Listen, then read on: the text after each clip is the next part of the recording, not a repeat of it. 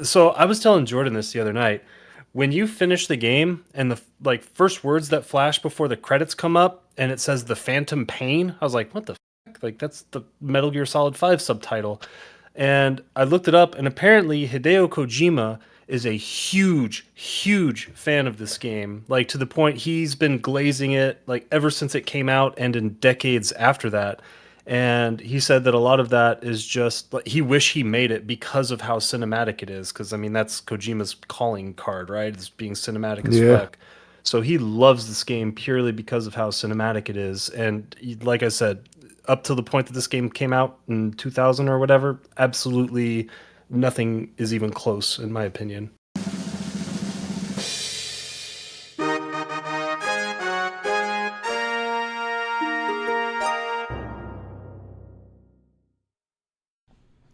Hello, friends, and welcome to the Adventure Starts Here podcast.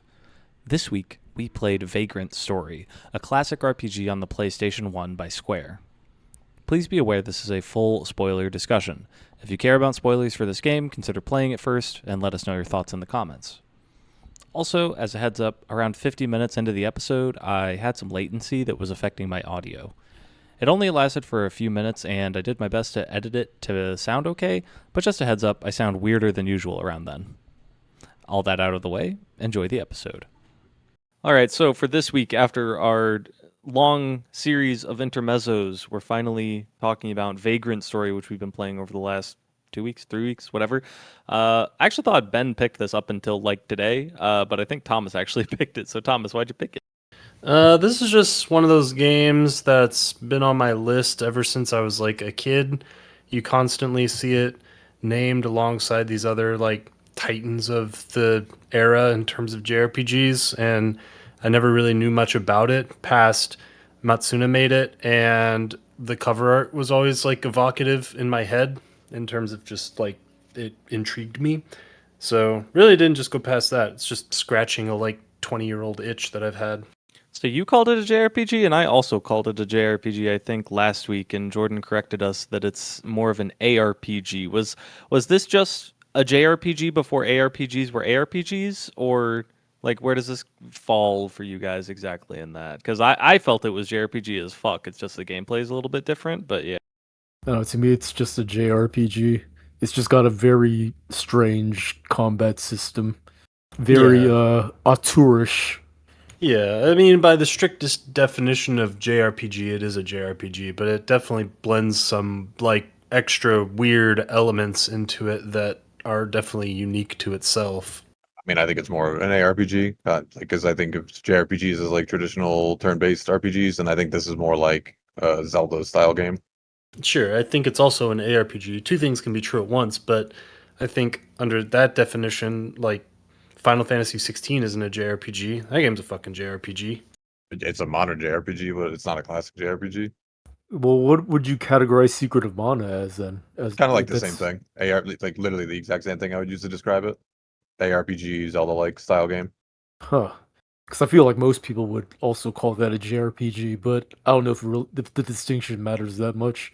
I mean, I do think that if someone came up to you and, they're 14 years old, they're just getting into games, and they're like, "Dude, I just played all these classics. I played Final Fantasy 7, I played Final Fantasy 8, I played this other one called Xenogears. Like, what should I play next? I know you're into that shit." And you said Vagrant Story, like you are a psychopath. I mean, honestly, for me, I feel like JRPG, when I think of them, it's more about the vibe than anything else. Like I've always, and Thomas is intimately familiar with this. I've always thought of the Tales games as JRPGs, but that's another one where, like, if it was turn-based, it wouldn't really be considered that. But like to me, it's just more about the vibe of what it is, how they're like they tend to have this like kind of Japanese camp to them, like camp through the perception of English speakers playing a Japanese translated game. And yeah, I don't know that for a lot of that's a lot of the reason that I thought that this game was a JRPG, but we can kind of move past it since it's not too important. Yeah. I think it's just splitting hairs. Again, I think two things can be true at once. I think this is a JRPG, and I also think it is an ARPG. So where Thomas, since you picked this and you picked it as like a kind of fulfilling something you've been doing for a long time. And I think you've been playing a lot of JRPGs, like when you've been streaming in Discord and stuff. I just randomly see you playing a bunch of them, and I think you were replaying some of the old Final Fantasies recently. In terms of your enjoyment, did this game kind of hold a similar place to other JRPGs that you enjoy? Um, to kind of expound a little bit on what you're saying, I've been going back and replaying a lot of the old Final Fantasies just purely in the native Japanese now that I can read like more than 50% of it. So that's really the only reason I'm doing it, is honestly more for just Japanese practice than it is anything else. But as far as how I would compare this to some of its contemporaries, I don't know, man. That's tough because this game is just so wildly different from all of those games. Do I think it holds up to those games in terms of the overall quality, the overall production value? Yes, but am I placing this game on the same mental shelf that like Final Fantasy VIII or Final Fantasy VII sit on, or even like some of the older JRPGs that I really love? I mean, not really. Yeah, honestly, you made a point. I can't remember if it was in the OneNote or in a previous episode about comparing this game, like being cautious about comparing this game to modern game versus its contemporaries at the time. And after you said that, I looked up PS1 games that were made, and I think this game came out in the year 2000. And I looked at a list of those games, and it's like, oh my god, they're all just like movie ports and like Aladdin, and like I think the only other notable game I saw was like Spyro. So you kind of had a point about that, I gotta say. Yeah, I mean this was like SquareSoft at its peak. Like SquareSoft was completely unfuckwithable from this span from like what, Jordan, would you say like 1994 to like 2001 I mean, you basically? can even go earlier than that. You can basically just go from Final Fantasy 1. Yeah, for sure. I was like mentally I was kind of thinking of, for my personal tastes, I guess. I was going from like Final Fantasy 4 to Final Fantasy 10, just like that whole streak. But you could definitely go earlier than that. You could go later than that. But them in that time period, which includes Vagrant Story, I mean, they were just at the tippy top of the. No one was even close. Yeah, like the PS1 and the beginning of PS2 with Final Fantasy X is definitely like our specific era of nostalgia. 'Cause Ben, I know you were a Sega kid. At one point, did you transition into PlayStation? Uh, I wouldn't call it a transition because the first PlayStation I ever owned was the PlayStation 2, and I bought that when I was in college. When I found it in a thrift store, and this was like 10 years after the PlayStation 2 came out. Like I went from Oh wow. yeah, I went from Atari 2600 to Sega Genesis to Dreamcast to PlayStation 2. And I mean it's not like I didn't play games from the other systems. I just played them emulated. I didn't play them on the hardware. Yeah, and you played PC too, right? Yeah, yeah. And I think the thing that surprised me the most about this game that we should probably just bring up at the start is, at least in my opinion, I'm not sure where you guys will stand, but the fidelity of the cutscenes and whatnot. I feel like if a lot of people go back and play this, they'll think like, oh my gosh, these fucking ugly ass polygon models. But like PlayStation 1, this shit's fucking pristine. Like those cutscenes look amazing for their time. Oh my god, I just have to get that out. Yeah, I Yeah. actually have to put it above even stuff like Final Fantasy VIII because, like, unlike those games, this game is pretty brave and SquareSoft just doing everything in engine in 3D without using any of like the 2D environment work that was in games like Final Fantasy 7 and 8 and 9. Yeah, 100%. I think up till the point that this game was made, I think this game was without peer in terms of its just overall cinematic video game sort of direction. I don't think anything was even close. And if you go back in time, and so I was telling Jordan this the other night, when you finish the game and the like first words that flash before the credits come up and it says the phantom pain, I was like, what the fuck? Like that's the Metal Gear Solid 5 subtitle. And I looked it up, and apparently Hideo Kojima is a huge fan of this game, like to the point he's been glazing it like ever since it came out and in decades after that. And he said that a lot of that is just like he wish he made it because of how cinematic it is, because I mean that's Kojima's calling card, right? It's being cinematic as Yeah. fuck. So he loves this game purely because of how cinematic it is. And like I said, up to the point that this game came out in 2000 or whatever, absolutely nothing is even close, in my opinion. I feel like this game was definitely like pushing the boundaries of the PlayStation 1 because like I don't actually know where it falls in the hierarchy of the tier of consoles at the time, but like I assume Nintendo 64 is more powerful because it has the number 64 in it, and this was 32.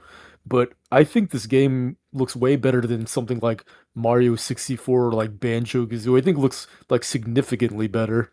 Yeah, I'm gonna talk purely. This is purely vibes slash right out of my butthole, but I feel like it's possible that the N64 maybe had more processing power, either in a CPU, GPU, more RAM. I don't even know if any of those things are true, but because a cartridge could only hold what, like 60 something megabytes, it couldn't hold a lot versus the PS1 disc holding 800, I think is what made a big difference in terms of I guess what developers were capable of. So I do think that some of the N64 fidelity, especially in some of the later games when you had expansion pack shit like Jet Force Gemini or whatever, a lot of that looks really good in comparison to some of the earlier PlayStation games. But in my opinion, I think this game looks better than any N64 game that jumps to mind immediately. Yeah, I think in terms of cinematic, 100%, even in terms of some of the assets, I think where this game does start to show its age is in stuff like, in terms of the systems involved of the PS1, is things like how you have to save after you dump your inventory into the chest, or like how your inventory is incredibly limited. I assume that at least some of that is because of memory limitations of the PS1. Yeah, it's gotta be. I can't imagine that's true for the amount of stuff you can hold, but the stuff that you have to transfer back and forth in your like stash or whatever, that has to be some weird technical limitation because I can't understand why you would ever consciously make that choice. Could have been like It's item duplication bugs or something, and that's the only way they figured out how to fix it. I feel like at that point you just like if that's something they found in testing, I would just leave the bug in because like it's so frustrating to deal with the system that they created for this game. Also, might not have had enough memory on the console to like store it real time or something. You might have had to load it from the memory card. Yeah, I mean, The- given how complex all of the weapons and the weapon system as a whole is in this game, I guess I wouldn't be surprised if they were just like these massive, stupid data objects inside of the actual game's code that basically forced limitations on them. But it still seems weird. yeah, I I mean could this be like completely I could be completely pulling this out of my ass, but I watched a video before this, and I think it said something about how each room could only have like 300 polygons loaded. So when you're talking about like the ability to swap between all of these different weapons that have different models associated with them, and I think some of the armor models also change how your character looks, I believe. Then like that could get out of hand really quickly. So they probably just had to tighten it up, I would assume. Yeah, the another thing too to keep in mind as well is that um, one criticism I would levy towards this game actually is that I think that the character models and just the character designs as a whole fall pretty flat. But the reason for that is that unlike Final Fantasy VII, Final Fantasy VIII, where they have the like the pre-rendered drawn backgrounds or like asset textures or whatever, everything in every environment in this game is actually rendered in real time. So I have a feeling that a lot of what you're talking about there and in the character models, like they're just their budget for what they could render was so much lower because of the fact that they were rendering all of the environments in real time, unlike some of the earlier Square games.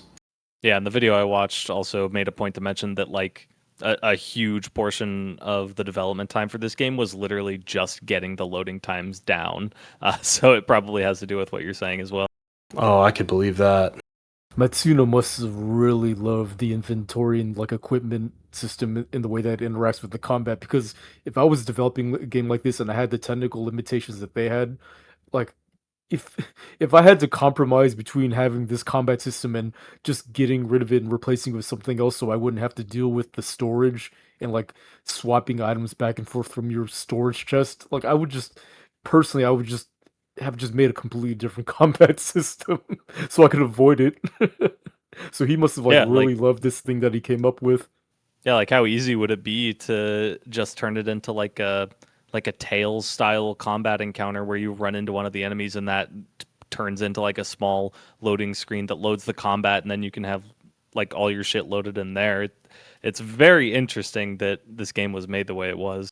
Oh, I wasn't even thinking of that, but I much prefer the way that it's done in this game. I actually, one of my personal pet peeves about JRPGs is I really hate the, like, how do I even describe this? Like, the dividing line between exploration and combat. I hate that Yeah, like transition that so the much. transition from a random encounter or whatever. Yeah.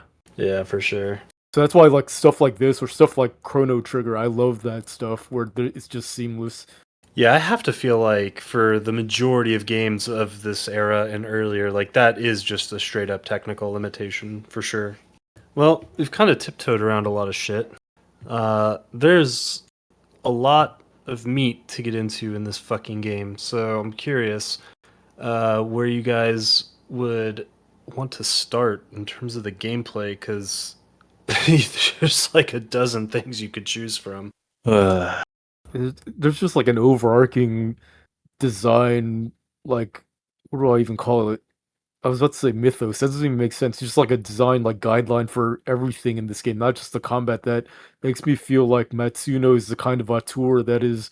He's a little bit different from the other auteurs because he feels like he's like more spiteful in his design, which I didn't personally enjoy in this game because the spite was targeted at me. But in general, I really like spitefulness. I resonate with that because I like being spiteful. You like I'm curious spitefulness, to. but not when you have to play the game. Yeah, or when it's spite targeted at other types of people. Yeah, you like you like being the spiteful, but not the spited. Yeah. I'm curious to just tease that out of you a little bit, though. What in this game is making you feel that the author developed it with spite? Let's see. Where do I even start? So let's. I'm not even going to get into the combat yet. I'm going to just think about like the general like gameplay cadence, where like the save points are so sparse, and uh the number of boss fights that just happen out of nowhere when you just walk into a random room with no telegraphing is crazy. That it makes me wonder about like how people even played this on the actual hardware. Because like we're obviously playing it in retrospect with emulators and save states and all that. But like just imagine back in the day where like maybe back when in the year 2000 I was like in middle school, I would probably have all the free time in the world to like master a game like this and just play it and get good at it and do everything. Kind of like with something like Baldur's Gate 2 where I kind of grandfathered into that where I just had so much free time and access to the internet. I just researched everything about the game and learned everything. Whereas nowadays, like if you were to present me a game like that where I would have to learn that all that shit with all the burden of knowledge you need, I just wouldn't do it. Whereas like that's just me, like, as a middle school kid. Now imagine, like, being an adult that could actually afford a PlayStation, and maybe you have a job, and maybe you have, like, a wife and kids. How the fuck are you gonna beat a game like this? Like, ever? I think it's just the games back then. It was kind of like you played one game for like months on end. It's not like today where you have so many options and you just are constantly going to shift between set options. Yeah, that Yeah. makes Yeah, sense. I think that this game was probably designed with the idea of playing it for at least double the amount of time that each of us put into it. And I can promise you for a certainty, I would never have beaten this game without save states ever. Yeah, and I think that like one of the answers that's just omnipresent when you ask a question about these really like mechanically obtuse or like dense games like this is that there also came packaged a like 50-page instruction manual that probably explained the mechanics a fuckload better than the in-game menus do. Although this game actually does go to some effort to explain it, but like I can't imagine that the actual manual doesn't do it significantly better. And I imagine that was considered required reading for a game like this. It's something I kind of missed that only a game like Tunic really capitalized on is the learning being done through external materials. You know, as someone who collects all those Brady game guides or did in the past, it is something that I actually kind of like, and I wish more games had some kind of element of it.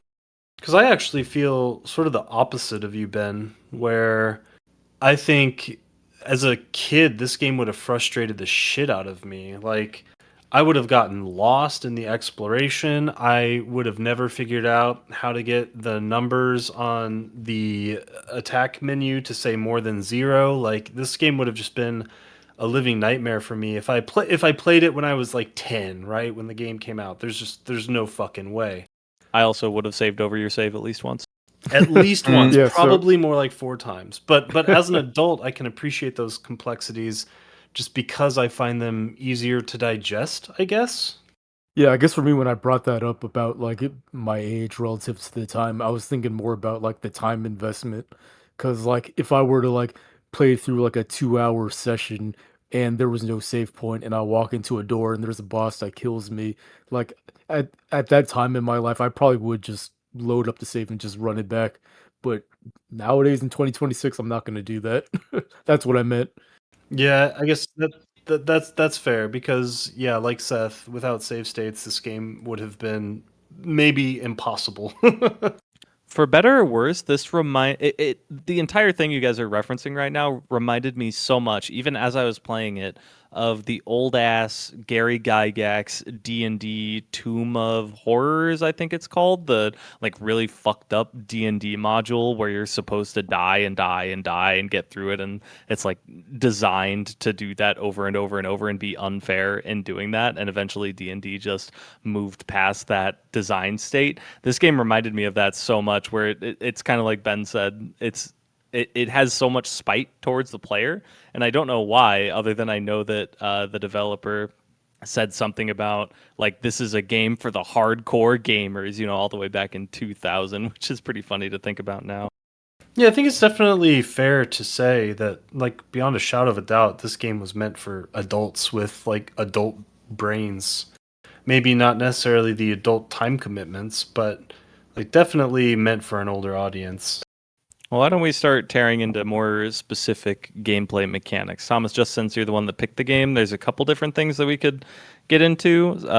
Is there anything you want to start with in particular?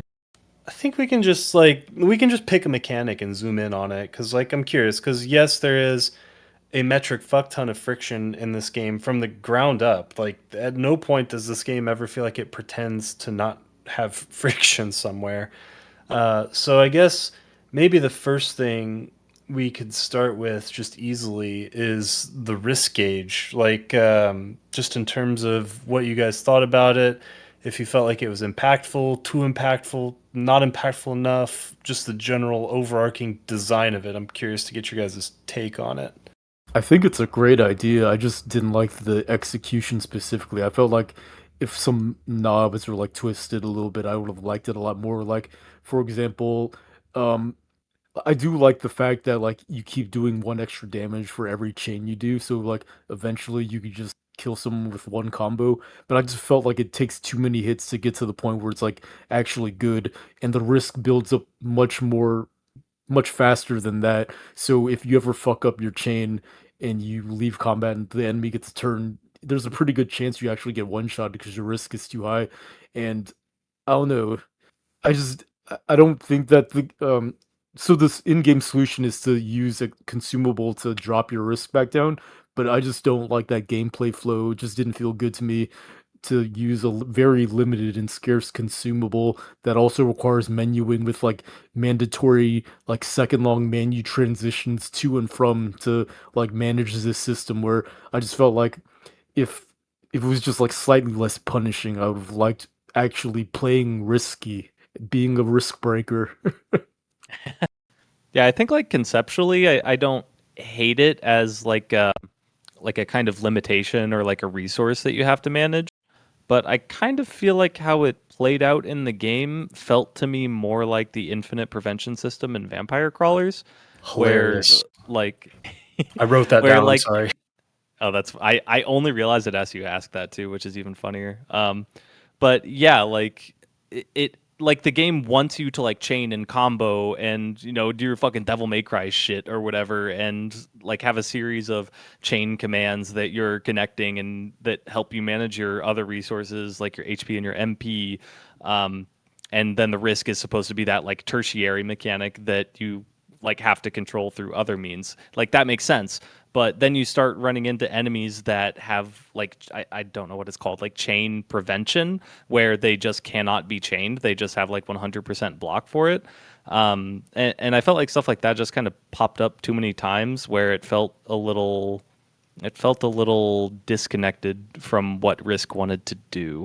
It's a quick correction to that, I think, is that certain limbs on certain enemies just have a higher chance to evade your chains.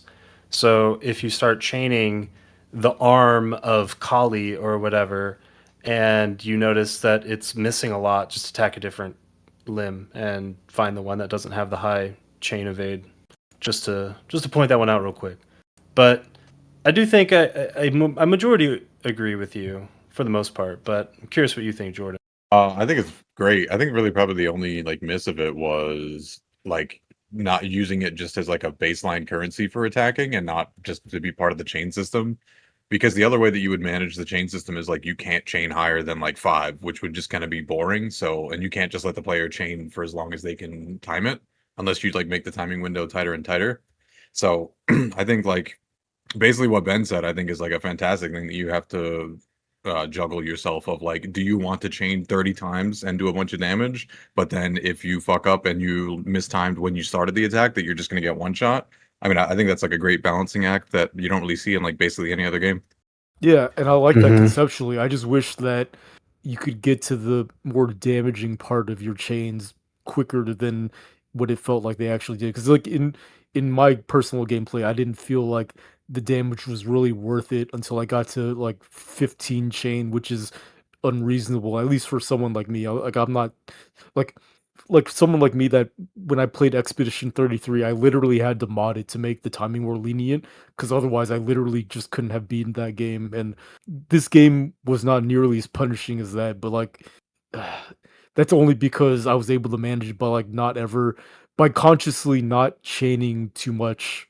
I guess my response to that, at the risk of potentially sounding a little too douchey, is that kind of sounds like skill issue. Because Oh, like it's a 100% skill issue, if but if I ever got a chain of 15 on a boss, that boss was dead. I don't think there's a single boss in this game that has more than maybe like definitely not more than 1,000 health, but I'm thinking even like 800. And the majority of the times I was attacking a boss, the baseline attack was doing at least like 60. So chaining yeah, 10 right there is enough to kill like probably 95% of the bosses off one combo. yeah, I mean, for sure it's skill issue, but like for one thing, I think there's a lot more me's in this world than y'all's, and also this was also during the time where I didn't fully understand the mechanics, so I was not doing like the big damage until later on when it finally clicked and I understood it. So early on, I was actually like, I was able to like get those bigger chains and not actually kill the boss because my Yeah. And base damage was so shit. And when it comes to the skill issue stuff, because I'm certain that's going to come up quite a bit, I'm sure directed at me as well because I turned on cheats for about half the game. Um, I'm fine with games being like ludicrously difficult. Like I like me a Souls game, I raid Mythic and World of Warcraft, all this stuff. But my problem with what becomes the skill issue in this game is that if you struggle with the like core thing that the game wants you to do, like chaining or like doing your defense properly or whatever, then like you practically just can't play the game. You know, like it really forces you into one particular play style in a way that I think a lot of other games that emphasize difficulty don't. Yeah, I would say like honestly, the main issue that I would take with the difficulty in this game, and this actually this happened to me I think at least once, where like I don't think the rhythmic aspect of this game is that tricky because honestly, I chose two different combos. It was one that just did a percentage of what the base attack hit for, and then there was the other one that healed me for a percentage of what the base attack did. And occasionally I'd throw a third chain in there to like numb or silence or poison or whatever. But for the most part, I was just going square, circle. And the rhythm was always the same because I was just using the same attacks. So that part of it never felt bad for me. The part that did feel bad though was there would be times, at least once, where I would walk into a boss battle and I just straight up did not have a weapon that would work effectively against the boss. Like literally every weapon just said zero, zero, zero, zero. And it was like, well, I guess I'm just gonna reload and go grind up a different weapon in like 15 minutes because this is dumb. But that part of it was obnoxious and dumb. But I feel like the amount of information that this game lets you glean from analyzing and just reading what all of the different affinities and elements are and all that shit makes it fairly easy to just go back and to the nearest workshop, craft a weapon, go back and whoop their ass. Yeah, I think the main point of difficulty in this game is exploration more than anything, because I don't even think the dexterity part of this game is anywhere close to required. If you understand the systems, you would never have to chain, and I guarantee the game would still be very, very easy. Yeah, like the exploration is a whole other aspect to all of this that was just like infinitely grating to me because, say like if I want to go back because I don't have a blunt weapon because I didn't for uh, basically my entire playthrough until I turned on cheats. I just did not have a blunt weapon. I wasn't like running past anything. I was killing most everything that I encountered in the rooms. I think that I did like all of the like side room chests and stuff like that. Just never found a blunt weapon. And the prospect of like having to look up a guide and the guide tells me that I have to go back like 3 zones and then I can farm up a weapon that the guide is saying is like an 8 in 255 chance in order to get the one weapon that I need for this one boss, that it just sounded so grating that it just shut off my desire to actually engage with the systems anymore. I mean, did you ever see if you could assemble one at a workshop? Because I would be shocked if you couldn't by the time that you were like, basically by the time you get to the first workshop, really. I went through guides that had like I don't know what you call them, like flowcharts or whatever, like this weapon plus this weapon makes this weapon. I couldn't find a better one that also said like what type of weapon it was without looking up each individual weapon that I was trying to turn it into. And so that was just another source of frustration where I couldn't easily find the solution that I wanted in the workshop, which felt like it was trying to solve that problem. Yeah, fair enough. That would be obnoxious, but yeah, I never felt like I couldn't craft anything I wanted to at any point. And I guess thankfully, getting a little bit too specific in the weeds, maybe I think blunt was like maybe the least required affinity in the whole game, but it doesn't change the fact that when you need it, you need it. For me, I guess this is technically a part of the exploration, but and I don't know if this is just part of the spiteful design or if it was just like spaghetti code. It really annoyed me that when I hit the item limit, I could only choose to like discard an existing item in my inventory or disassemble the new item, but not the option to disassemble an old item to make room for the new weapon.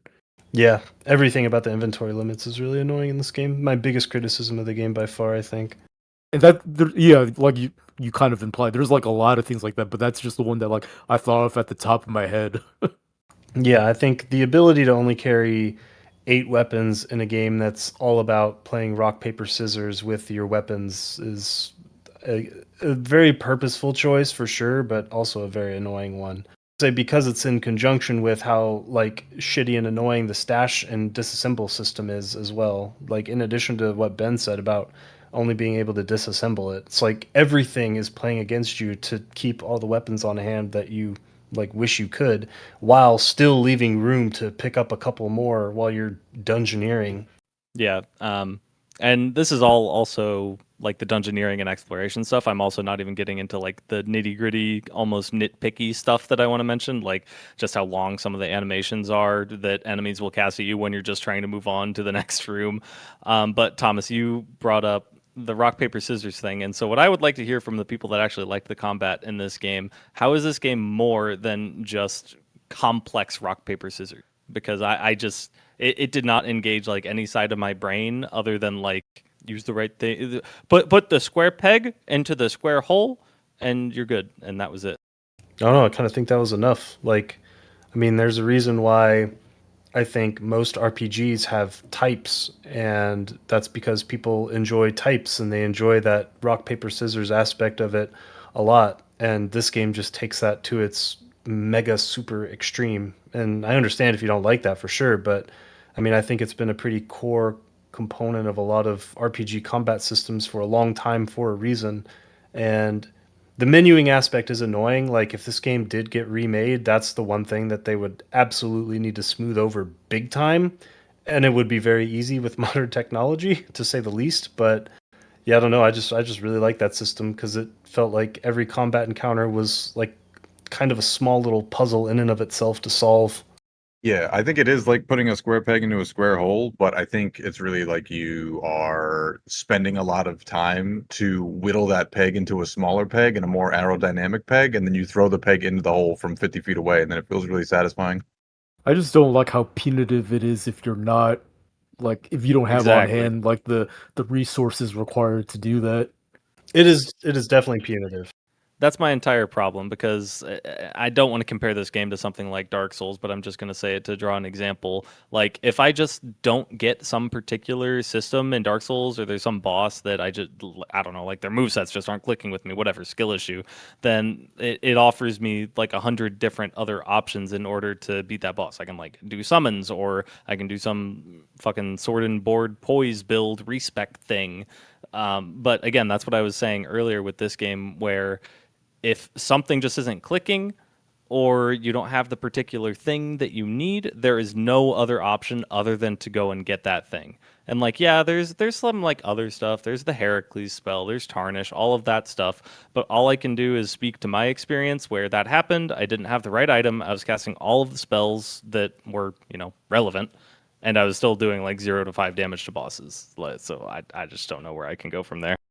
I mean, I think it's just I don't think it's unfair for a game to just have one solution. Like I said, the reason why I liked it is because you go into each encounter with like a small puzzle to solve. And yes, Dark Souls or Skyrim or Deus Ex or whatever are going to have many different ways to skin the cat. But there's also games like Blueprints or La Mulana or insert other puzzle game here where there is only one solution to the puzzle and you have to figure that out.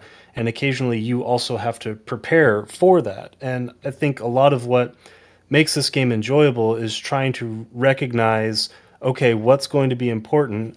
What sort of things do I need to min max?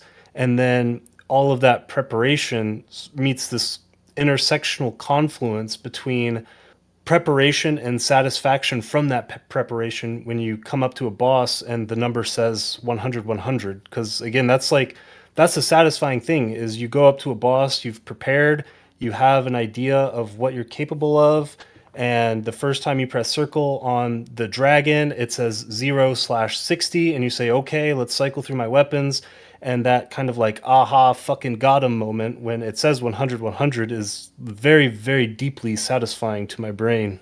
also push back against the idea that there's only one option for all the bosses, because I think that there is, from basically the first boss, the Thorns option to beat every boss, and like it's not as fast as if you have the right thing, but doesn't take more than like probably 10 parries for those bosses. As someone that did that, I can tell you, at least for me, it was not fun. But I mean, it's still it's Yeah. another option. Like if you're like, oh, I don't have the right weapon, like you can do that if you don't want to go grind for another weapon. Sure, but at least and fun is subjective, but like I think like the way that Seth describes it makes me think of why I actually like Dark Souls 1 the most and I like Bloodborne the least, because in Bloodborne like there's basically no reason to use a shield.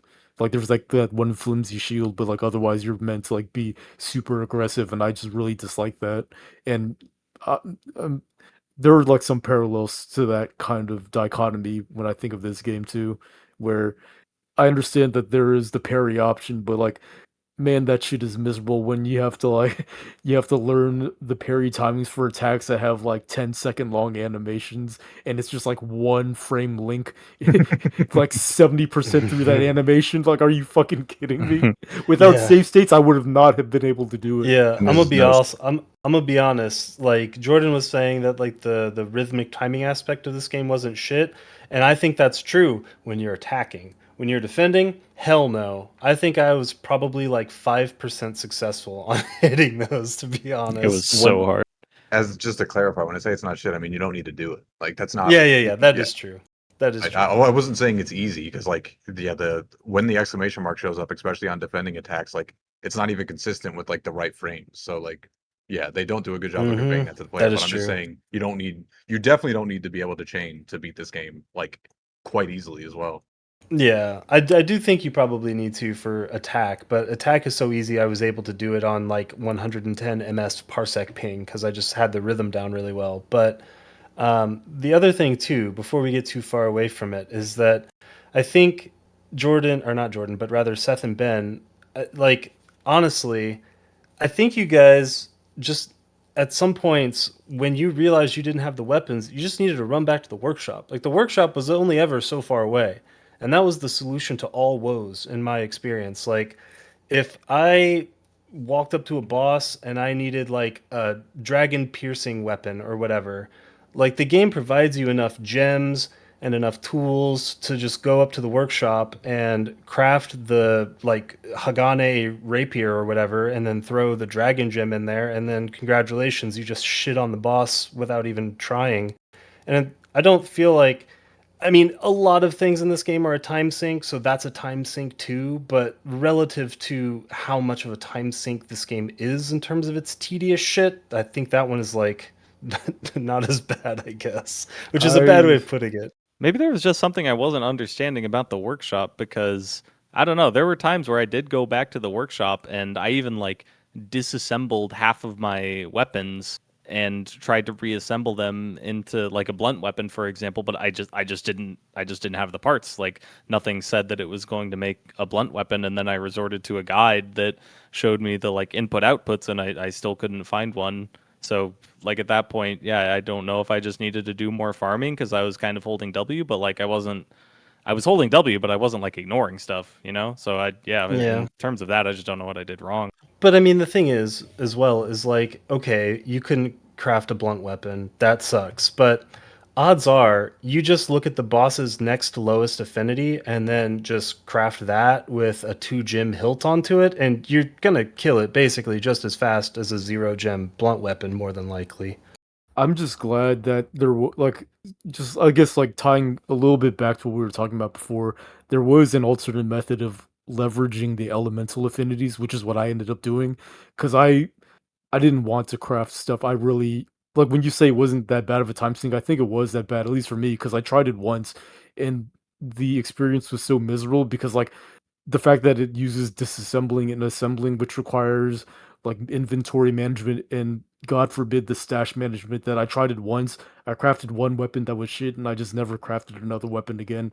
And even though Yeah, it probably you're would gonna have have a helped me, I bad just didn't time want with this to. game if you don't do that, because that I mean that's just the game. That's sitting down at a bonfire is going to the workshop. So if Well, you don't engage with that, you're fucked. that's what I'm saying. Because like I used the elemental spells to not the like fireball spells. Those are dog shit. I'm talking about like the elemental infusions. Yeah, Those are those are what good led too. me.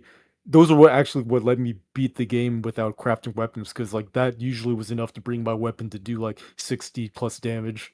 So wait, does that mean you used 0 gem weapons the entire game too, or did you just find Oh no, I ones? used a lot of gems, but it was mostly like I used like double dragon gems. I used the Yeah, yeah, yeah. demonia gem or demonica gem, and then eventually I just got this like socket like great sword, and I put three brave hearts in it, and I just used that for the rest of the game. Man, that's crazy to me. You played this game as differently from me as I think is possible. Yeah, and I'm pretty sure I played it the way that you're not supposed to play, which is probably why I didn't really enjoy the combat.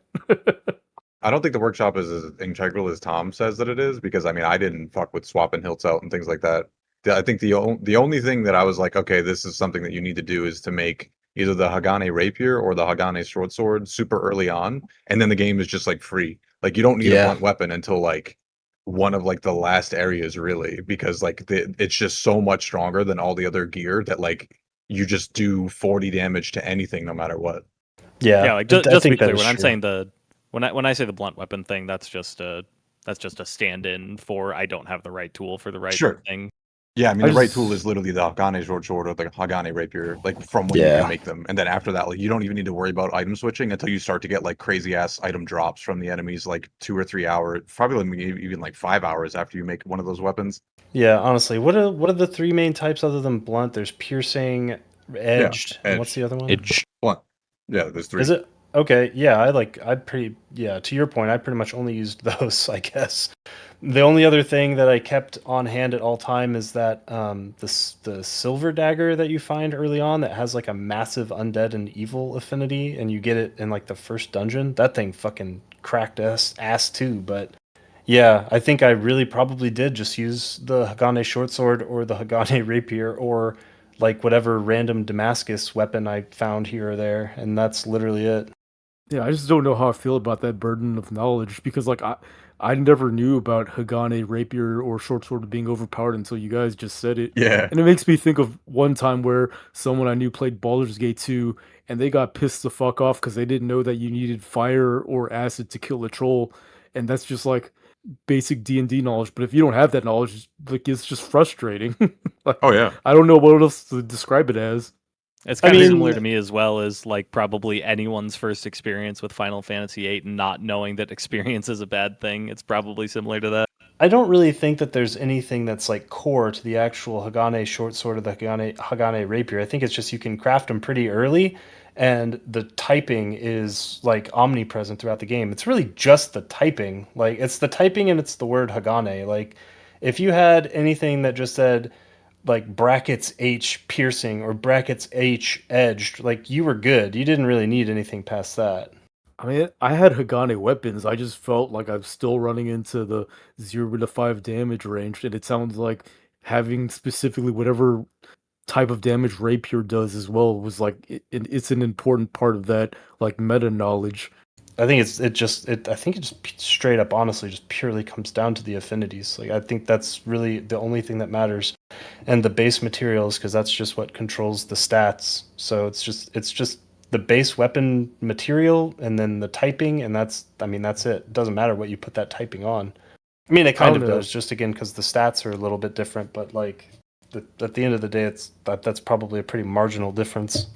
Yeah, but it still like requires some burden of knowledge because when I went through the game and for like the first 50% of the game, I was just going with the variety of having blunt edge slashing. I didn't even know what Hagane and Iron were until like way later on. I was like, oh, I just noticed this other word in, in the description. But like, I don't know. I It's mean, just a again, lot though, to know. to me, like where this, I guess, kind of falls short is that like, yeah, there's a burden of mechanical knowledge, but every game is going to have a burden of mechanical knowledge, and this game doesn't exactly hide the fact that it's just all about types and like trying to exploit the rock paper scissors of those types. So, I mean, again, like if you're fighting a dragon and you have a pierced weapon that like doesn't have any dragon stats on it, then yeah, you're not gonna be able to do much against it.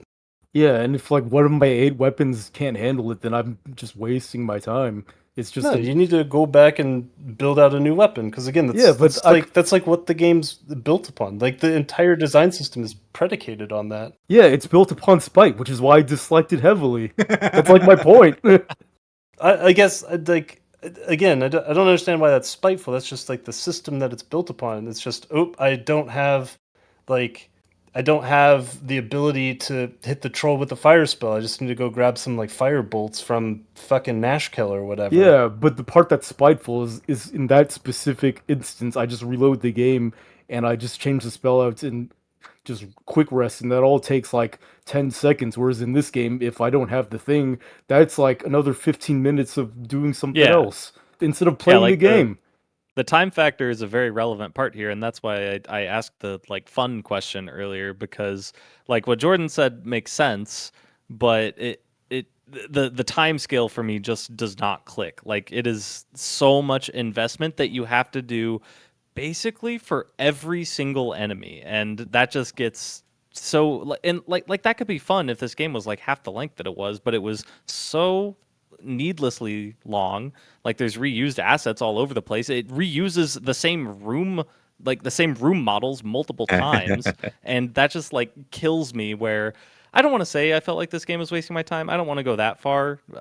But so like I'm not going to say that as a criticism, but it is something that I felt where like I just have to expend so much time in order to get a number greater than 5, and that just feels terrible, and it's just not fun to me. I mean, again, I think you guys like you just didn't put in the effort. That's the difference. Is because I imagine our playtimes were probably largely similar, but like I kind of picked up what the game was putting down. So like I keep saying like if you couldn't do it, you just go back to the workshop, craft the weapon, and grind it up. I never grinded it up once. I crafted stuff that I didn't have, but then I would just walk back to the boss and kill it. And all in all, that's like less than probably 4 minutes of work. It's just like it depends on how far I am from a workshop and if I can remember how to fucking navigate back there while trying to figure out fucking north, south, east, west in this plague of a map.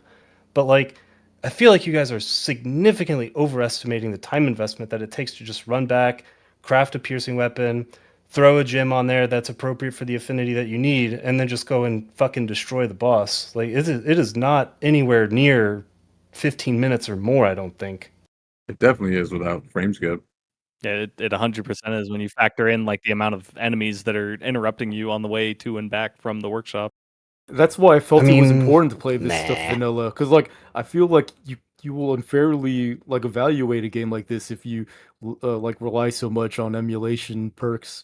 I mean, the thing is, though, okay, I had my frame skip set to 200%. So you can take 4 minutes and multiply that by 2, and it'd be less than 8 minutes, which I don't think is like a totally unfair ask in a game that's already, what, 20 hours long, 18 hours long? I think it is if to the point of what Seth and Ben are saying though, which is that they don't like that time wasting element of the game. Because I But mean, 8 minutes is a what lot of time to basically just hit a wall of go grind shit. But again, what I'm saying is I only had to do it maybe twice. I had to do it maybe twice. So we'll say 15 minutes of a 20-hour experience is what, 1/80th of the entire experience. I think that that's okay if I run into a brick wall of a boss that I can't beat and I have to go figure out a solution for that. Like 8 minutes is not, or 15 minutes is not a shit ton when I extrapolate out the entire length of the game and the fact that it is supposed to be mechanically difficult. Like, if you don't want to do it, that's fine, but I feel like calling it a time waster is kind of silly, especially if you didn't even do it. I don't know. I just feel like it's a waste of time because like maybe it's not a waste for you because you know how the systems work, so you know like what you're actually supposed to craft. But I'm gonna spend that time to get back there, and I don't actually know how the crafting system works, so I'm just putting random shit together and just like taking whatever it gives me. Yeah, but what I'm saying, that's like playing Baldur's Gate 2 by smashing your head on your keyboard. Like, if you don't bother to learn the systems, then that's going to be a But bad time. what I'm trying to say is that I looked up the systems, I looked up the fucking formulas of like now I know the formula for how fucking TP works. It does nothing until it's max and then it double. And like I looked up the stuff and I tried to engage with it. I read like manual, I read fucking GameFAQs posts from like 15 years ago, and I still couldn't do it. So like at that point, if you just want to call it a skill issue and say good, that's fine. But my experience was what it was. I had no idea that's how PP worked. That's crazy. Just Yeah, as an aside. it's pretty funny. It makes sense though, because I would be like, why am I doing so much damage now? Whatever. And then I'd hit it for 60 and be like, cool. Yeah, and like that could be just like one of many sources for why I felt the way I felt was that there was that like one tiny little thing that I thought was intuitive that didn't end up being intuitive that I had to look up to find the formula for, and now I'm doing double damage. Like there were probably just like fucking 7 of those things that I just didn't know or didn't realize, or I had given up on the game at that point. Yeah, I don't know. I guess, like, in closing, my flow chart for this game was, is the dungeon full of like knights or human enemies? All right, throw on the edged weapon and everything is going to die in probably 2 hits. Is it a dungeon full of like undead dudes or bats or whatever? All right, throw on my rapier and everything's going to die in a few more hits, but it's all going to die. All right, I came up to a boss. All right, let's cycle through my weapons, find the one that doesn't do damage. Okay, none of them do damage. Let's analyze it, figure out what affinity I need, fix my gems, and murder it in a couple combos. And I don't really feel like the game was asking a whole lot of me to figure out how to get to that point. It was asking a lot in the preparation sometimes, but not so much the actual like knowledge to know how to do more than 0 damage. Yeah, I guess I just don't put much personal value into stuff like preparation because, like, even when I'm talking about stuff like Baldur's Gate 1 and 2, like, preparation and, like, having to, like, precast buffs is, like, my least favorite part of those games. And I'm not saying that that's, like, 100% analogous. I think those experiences are a little bit different, but they are the same to me in that I just don't enjoy doing them. I think that's fair. I think the game's also a lot different at past like the 8 to 10 hour mark than it is like in the first like 6 hour mark. Because I think the beginning of the game it just throws so much at you, and like doesn't give you a lot of options. Like you can't just buff. You can't really change your affinity early game, so you're just kind of left to like weapons. And if you like missed a certain weapon to be able to craft like a better weapon, then like you're just kind of shit out of luck. Like you'd have to resort to the parry mechanic, or like yeah, just go run around and probably go buy the guide at EB Games and then see like what drop table you missed. Yeah, I was gonna say that I feel like a lot of like this game had such a weird difficulty curve. It was like it was like a sine wave where in the beginning it was really hard, and then it got a little bit easier, and then you get to the snowfly forest and it's really fucking hard, and that kind of feels like the end of the like quote unquote tutorial. Very obnoxious map, by the way. Holy shit. And then it kind of stays hard after the snowfly forest, and then it drops again, and then it gets really obnoxious at the very end of the game. It was just like constantly whipping back and forth with how like hard it wanted to be. Yeah, I think I kind of noticed that same thing that you're describing up through the early game, up until the point that I quote unquote quit by turning cheats on around the I think it was Earth Dragon. I think that's the one that it was. And I just extrapolated what that was going to be for the rest of the game, and I at that point it's another one of those cases where I have felt what I have felt. I have decided how I'm going to feel about this game, what I'm going to rate this particular component of the game. I don't need to do more. I'm just going to turn on cheats so that I can see the rest of this game that I'm interested in, that being the story, because I think the story of this game was actually pretty sick. Yeah, I mean, I don't necessarily see anything wrong with that personally. Like, yeah, it's like you said, you've made up your mind. Show me what you got. One thing I will say, at least pertaining to the combat, is that when it did click and I did have the correct stuff, I did enjoy just killing everything. But it was just unfortunate that it was really only the latter part of the game where I felt that. Yeah. I think it's like you said, it's a burden of knowledge to be able to do it in the early game. Yeah, I think something, I don't know, it's something kind of interesting, like hearing your guys' perspectives of it, where you can find like the one or two weapons that are kind of your utility knives that'll kill basically anything. If you don't find that, if you like don't find these like super like utility weapons that will apply to everything, it gives you this like false sense of confidence where you feel like you solved it, you feel like you know what you're doing, and then it just like crashes it down to you when you find like a random phantom enemy or like a particularly hard boss or whatever. And I don't know, I feel like that's what's playing into some of my feelings where I just feel like smacked down from a height. Sure. Yeah, I mean, I will say, I think my least favorite experience in this whole game was when I walked into a boss room. I forget which boss it was. It might have been the like Elder Lich or whatever the hell, the like super powerful Lich towards the end of the game.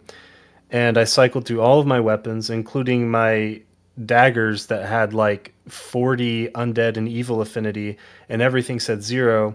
And it wasn't until afterwards that I realized, because I'm fucking dumb, I never let go of L2 when I was casting spells, so I accidentally cast like Invigorate or some shit on it, and so I literally just buffed it out of my ability to hit it. And it took me so long to figure out that that was what happened, because I was like, wait, where's my buff? Because I just held down L2 and it just cycled over to him and cast it on him, and I just didn't notice because I'm dumb. And so I did get a taste of that like I'm helpless feeling, and it did suck ass. I think that was my very first Alt F4 out of Duck Station, where I lost a save state, by the way. Was I did the same thing where I was in a boss for God, I don't even know, it was like 15 minutes. It was the first boss that I decided to try and parry instead of like beating in an intended way. And it was just a cycle of parry, heal, parry, heal, parry, heal. And one time I accidentally did exactly that, and I ended up healing the opponent for all of the damage that I had done to over the course of those 15 minutes. So this is actually part of the spiteful design that I actually like a lot. I like that you can you can target everything with like any ability. Oh yeah. I also like, and this is in combat, but we did talk about exploration. But one thing that I did like, even though it was really frustrating, was how the teleport spell worked, because it reminded me of Arcanum, which is basically you can't even teleport, which is the fast travel, the only fast travel in the game, unless you have a magic user. If you play Arcanum and you can't cast spells, you're not gonna have fast travel, and you have to use a train like a normie. But like in that game, when you cast a teleport spell, it like saps you of all your energy. You're like tired, you run out of stamina, and you have to rest right afterwards. And I just like that like little bit of like kind of like ludo narrative kind of like mechanic where it's kind of like immersive. And I, even though it's frustrating in this game where like the distance you need to teleport like multiply the amount of MP you need, and that means you have to wait longer. I just feel I really like that it felt like it makes sense in the world. Like it's a very powerful ability, so you should be like tuckered out, even if the solution is just to stand there with your weapons like put away so you can regenerate your MP faster. Oh yeah. Gotta go put the pizza rolls in the oven for after you teleport. Yeah. Yeah, that reminds me too. You're talking when we first started talking about the risk system. You're saying how it annoyed you that like lowering that was tied to consumables, and I was just sitting there thinking. I was like, I finished the game with like a shit ton of consumables because I never used them. And I was like, well, why is that? I was like, oh yeah, because I would fucking holster my weapons and just sit there until it said 0, which was very Yeah, annoying. I didn't. I went even farther than that for my HP to fill up. Oh, I Yeah, I definitely did did that that too. too. I mean, it's embarrassing to admit, but I only started doing that after Gemini told me to. But before that, I was using the consumables like crazy. Although I say that about the teleport, but I only like that specifically with the teleport. I did not enjoy after earning this burden of knowledge, just standing there with my weapons sheathed in front of every door, just waiting for everything to regenerate Oh before I yeah, just continued on. I'm definitely trying to imply that it was horrible. It was very annoying. I think it was like the one like little bit of grace that Matsuna allowed people was like, all right, I'm gonna dick you down, but you know what? You're gonna be able to like recharge back to 100% every time. I think I would have been like 10,000% okay with it if it regenerated in menus, because then I could like look through my inventory and manage shit while I'm waiting on it to That'd be regenerate. sick. Like if it did that, I would be 10,000% okay with it. But as is, it was just like I was getting like I was playing the Nintendo Wii and I got a pop up saying you should go take a break, and I did. I think that would be too exploitable because, like, unless that also applied to combat, in which case it would be horrible. I just meant outside of combat, yeah. Yeah, because I was gonna say I wish that there was some sort of like dynamic combat recognizer. So like even if I was in combat mode, but there were no enemies in the room, I still regened at the same rate. Because it was really annoying. Sometimes I would just forget to press X before I like minimized and read Reddit for like 2 minutes before I recharged or whatever. And I tab back in and it's like, oh fuck, I forgot to press X. I guess while we're still talking about combat, I do want to give like one minor shout out to like some skill expression that I found where like I know that you could hold L2 and press like a face button to get to the menus quickly, but I felt that there was a lot of times I actually wanted to mash the triangle button to get into the menu to get into those abilities the long way because requiring the use of the shoulder button to get into that shortcut menu um sometimes the enemy could get their turn in that interim. Whereas if I mash the menu button manually, the triangle button, I can get in an extra turn, an extra action before the boss, and that would like save my life a lot of times. So I like that like little tiny bit of skill expression that you could do if you're like like locked into it. Yeah. That's funny because I actually did the opposite because I thought that holding the shoulder button meant that it would hit on the first frame. So I did the opposite of that. I guess in Kind my of I don't know if experience, that's I don't know if that's true or not, mind you. It's just what I did. kind of similarly to that, I appreciated some of the like side systems that are involved with the real time combat. Like for example, I liked the component of having a range value on a weapon. That's just like a kind of cool tactical thing where like Mhm. now I can stand on top of this box and poke at him and he can't reach me, haha. Or how it's more effective against the like faster flying enemies. And even like things like in the environment, like how you can target an enemy that's behind a pillar, but it will be like a 100% miss chance. I really like the kind of ludo narrative stuff with regards to that. I thought it was really cool, really ahead of its time. Enemies can also hit each other, and I don't know how to Yeah. trigger it. You I was stand in between them, yeah. Yeah, that's what was one thing I was about to say. That's like a little bit of that like that design that Matsuno had in there. Definitely, that was just like very explicit. Where if you're just line of sighting them, you can make them hit each other. But I wanted to like very briefly go back to the L2 thing. The other benefit of not using the L2 menu is that if you accidentally get into the wrong menu from L2, if you cancel out of it, you go right back into the real time combat, Oh which yeah, gives that is true. the opponent a chance to have an action. Whereas if you do it from the triangle menu and you cancel out of the menu, you just go back to the menu, so time is still frozen. Yeah, so remember when I said that I accidentally buffed a boss because I never let go of L2? That's why I never let Mm, go of L2. Yeah. The main thing that I found annoying about the L2 menu, and like to be honest, in a game as we'll say interesting in terms of the UI and UX as this game, the fact that you can't get to your equipment from the items menu inside of the L2 thing is like mind-boggling. Like I cannot fathom why they would not let you go to the menu that you go to the most inside of the little sub button. I never thought that I would want a system from Breath of the Wild, but I wanted it for exactly that. It's just so weird in this game specifically, where there are so many like nods to like just being really realistic, quote unquote realistic and immersive. But like then for whatever reason, Ashley is able just to, on a whim, mid-combat, swap weapons, resocket them, like in real time. Yeah, holding up his finger like, whoa, whoa, whoa, wait a sec. Got to put this Braveheart into this hilt real quick.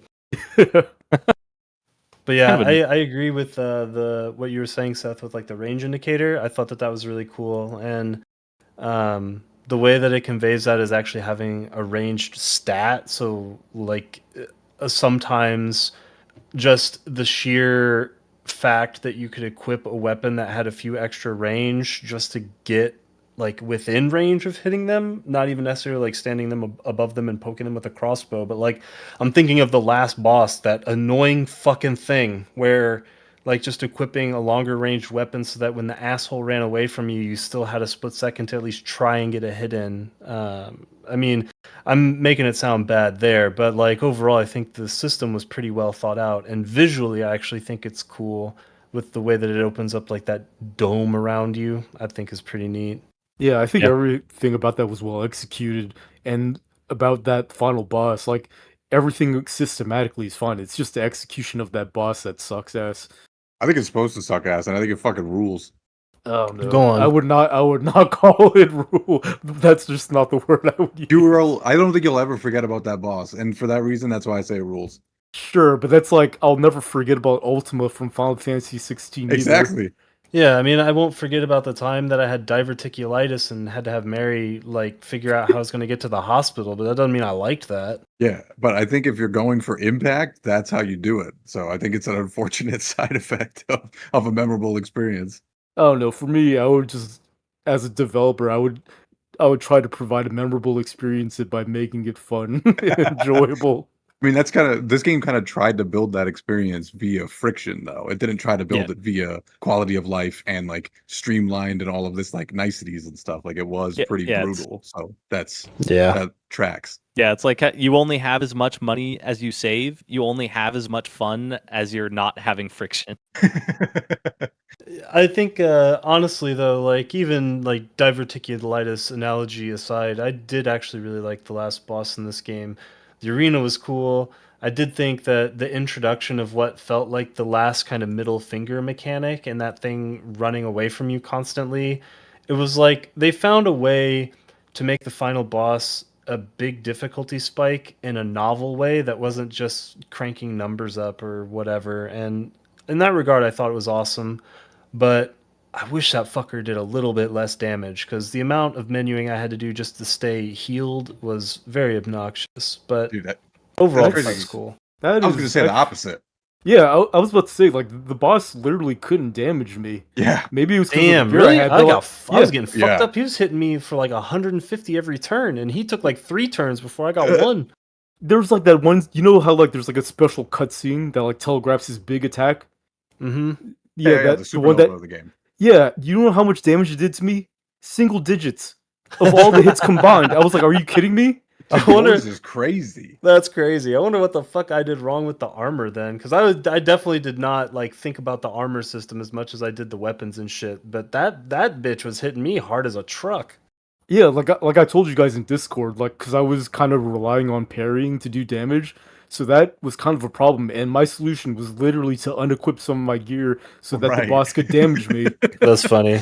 Yeah, like I mean, I didn't get single digit damage, so Ben must have hyper overgeared, but he did exactly 49 damage to me with that attack, and I wrote it down because I was like, this is crazy, because I thought I was going to come out with 1 health, like it was like Fallen Angel or something, and it didn't do anything. So I was like, oh, so the boss was literally just like a time trial of how many times can I chain it before he flies away. That's hilarious. That's so opposite my experience, like with the entire game at least. Like I think I killed it in 2 chains, not unlike the rapper. But Mhm. fucking every time he would attack me, I would have to fucking sit there and hit like 3 heal bulbs or whatever the hell they were called, because hilarious. he would just like obliterate me. I can only speak to my experience since by the time I got to the boss, I had cheats on. And I can definitely say, well, number one, boss easy as fuck. You guys suck. Kidding. No, I think that the entire like time expenditure that I had to have, going from like the midpoint of the game with cheats on all the way to the end of the game, and like how easy that's going to make everything, and not think about anything with regards to the systems.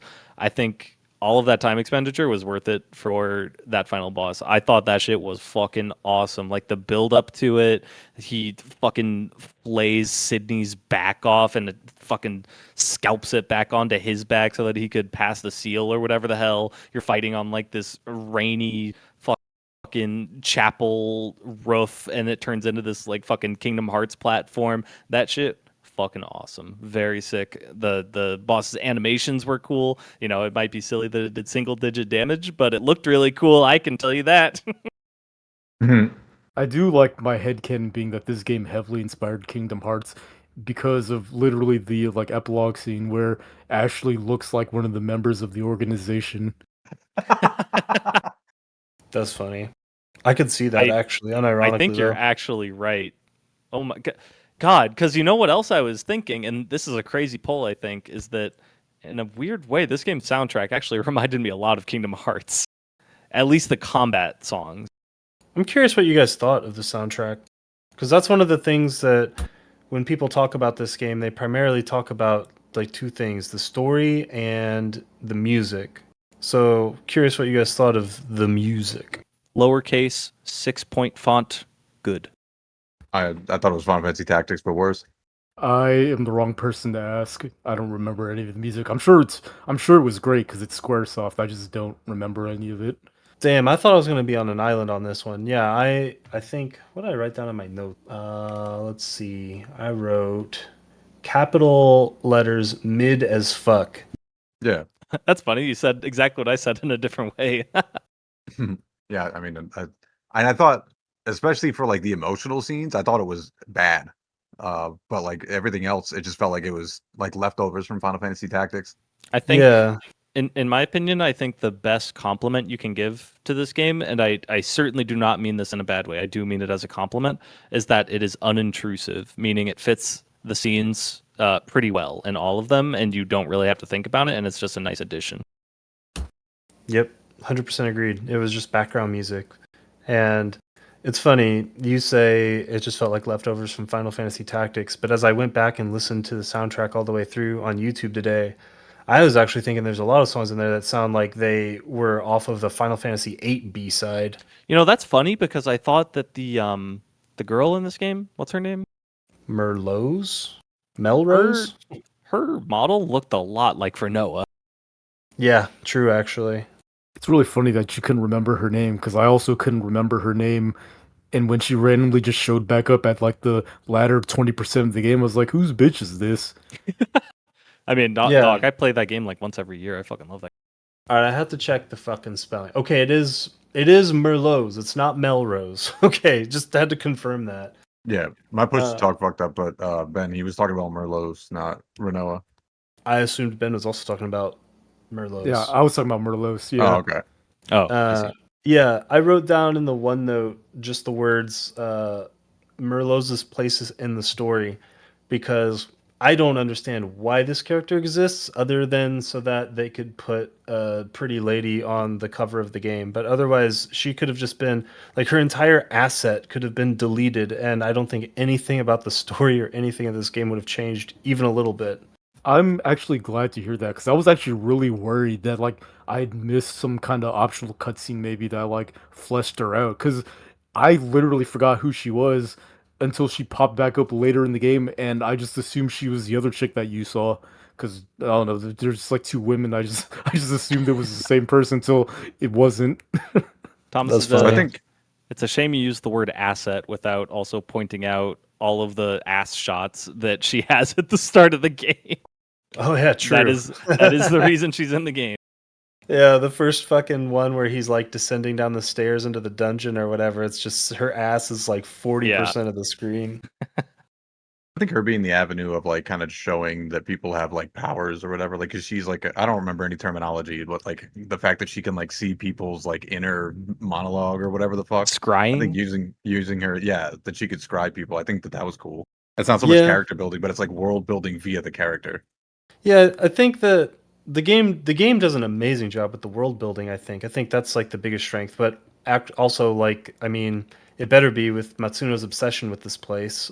But I do think the biggest weakness of this game's story by far, I think, was just its character development. Like, I don't really feel like I gave a shit about anyone in this story other than maybe Sydney, uh, because it felt like they had the most prominent character arc, I guess. And obviously Ashley does too, but like even when you get the twist, it just kind of fell flat for me because I felt like they didn't really do a good job of developing him or really anyone else in this game. But I think Merlot's is like the absolute prime example of that. Yeah, I feel the same way about Merlos and also like the Cardinal and his son, that little boy. Like I forgot they existed because basically all three of those characters were only in the intro and then you never see them again for 20 hours. Yeah, this game has a real problem with like backloading all of its story, I think. It's like it gives you a little bit in the beginning. It gives you the hook and like the VKP and the dark and all this other shit. And then there's just nothing for like 15 hours and then there's like 4 hours worth of story packed into the very end of the game. And I don't it's probably because the game's already long, they didn't want to make it longer, whatever. I guess I get it from a production budget standpoint, but it is a real shame that there's just nothing going on in the story or character building of this game for the bulk of it. I mean, I think they kept building shit the whole time. I didn't feel like I was ever like in a real drought. They don't really explain things till the end, but I was constantly getting dripped like the characters and kind of like misled about Ashley's backstory and stuff. Like I didn't feel like I was droughted out. I just feel like the problem is that it really, like for the very large bulk of the game, it really is about just Ashley, Sydney, and Yeah, uh Rosencrantz. And it's yeah. just like when those other characters pop back into the story and they're super important somehow, it's just like kind of like jarring. Oh, for sure. I agree. I like you forget who Romeo is, and they all look the same. So you're like, didn't I kill this guy? Why is he Wait, here now? Is he Yeah, who's actually those dead? two Romeo? do look identical. Yeah. Yeah. Guildenstern, the bad guy at the end of the game. I think he's the Another- final boss. Cronin. I don't remember. There was the guy that you kill Rosencrantz? really early on, and they were no, you kill him really early on, and they're all pissed at you for it. But he looks exactly like Romeo. Is that Cole Like, Weaver? Bergenstein, I forget the Rosencrantz, and character's name. Goldenstein. I literally don't Bergenstein? remember names. I wrote It's it in the it's OneNote, Hamlet and I don't remember characters. these motherfuckers' names, so I can't help you. There's one thing that I'm actually kind of salty about is that like you don't fight Rosencrantz again. I thought Like that was sick though. Mainly the what? way that he died. That motherfucker got owned.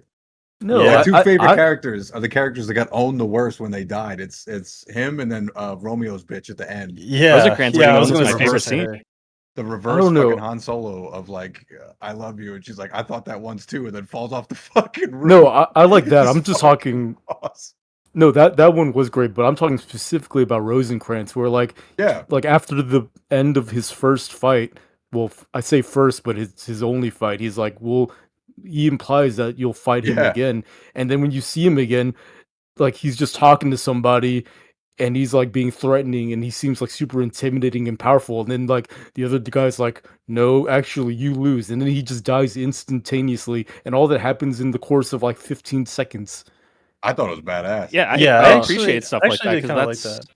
I appreciate it because it's just used to say like this next guy is stronger than this guy that Yeah. you just struggled in a boss fight with.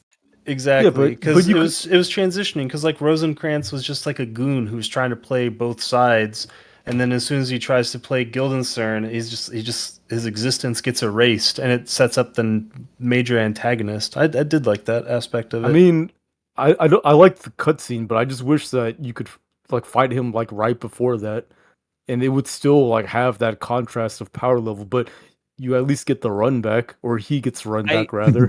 I will say like Tales games do this a fair amount where like you fight a boss once and then you fight it again later. And something that I think would add to that scene is like you fight him again, but he like retreats at 50% health and then he dies in the cutscene because that would like show Yeah. that your character has grown in power too. That would be pretty cool. I mostly like it because it's subversion, because you expect to fight him again. So the fact that he just gets fucking murked in a badass way, I was like, this is awesome. Yeah, I agree. That's how I'm looking at it too. I mean, I will admit that I liked it too, but I only liked it because I had to do the combat less. But like I'm talking about thematically, I would have preferred it my own way, Sure. the way I would design it. Yeah. I'm still trying to remember Guildenstern's bitch's name. What the hell was it? No Samantha. I would not have Got known there. that unless you Never. said it. Never would have. Wouldn't even have tried. I would have just said Juliet. Like I had a big problem It would have been a good remembering. guess. I just had a really big problem remembering anyone's name in this game. It Because they was never say it. yeah, Yeah.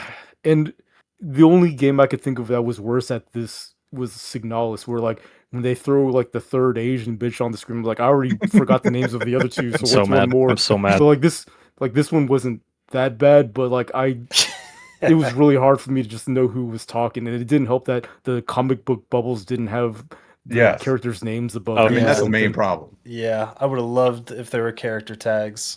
I'm biting my tongue so hard at that Signalis comment. is I truth. just you just have to get used to it.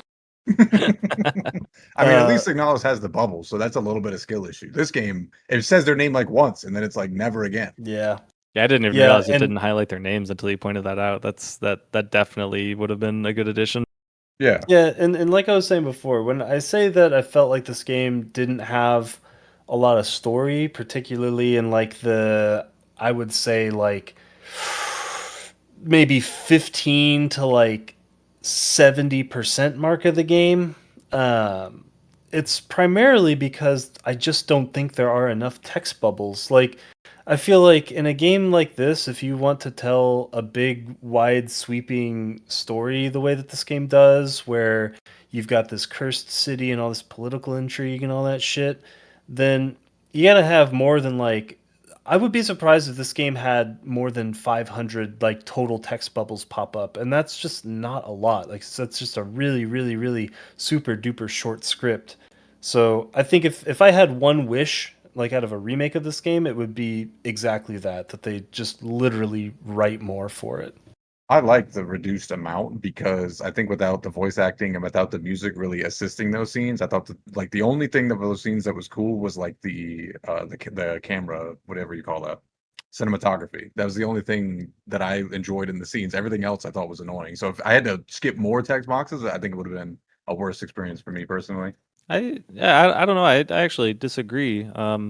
I actually really liked the use of language in this game. Like just how each bubble is written.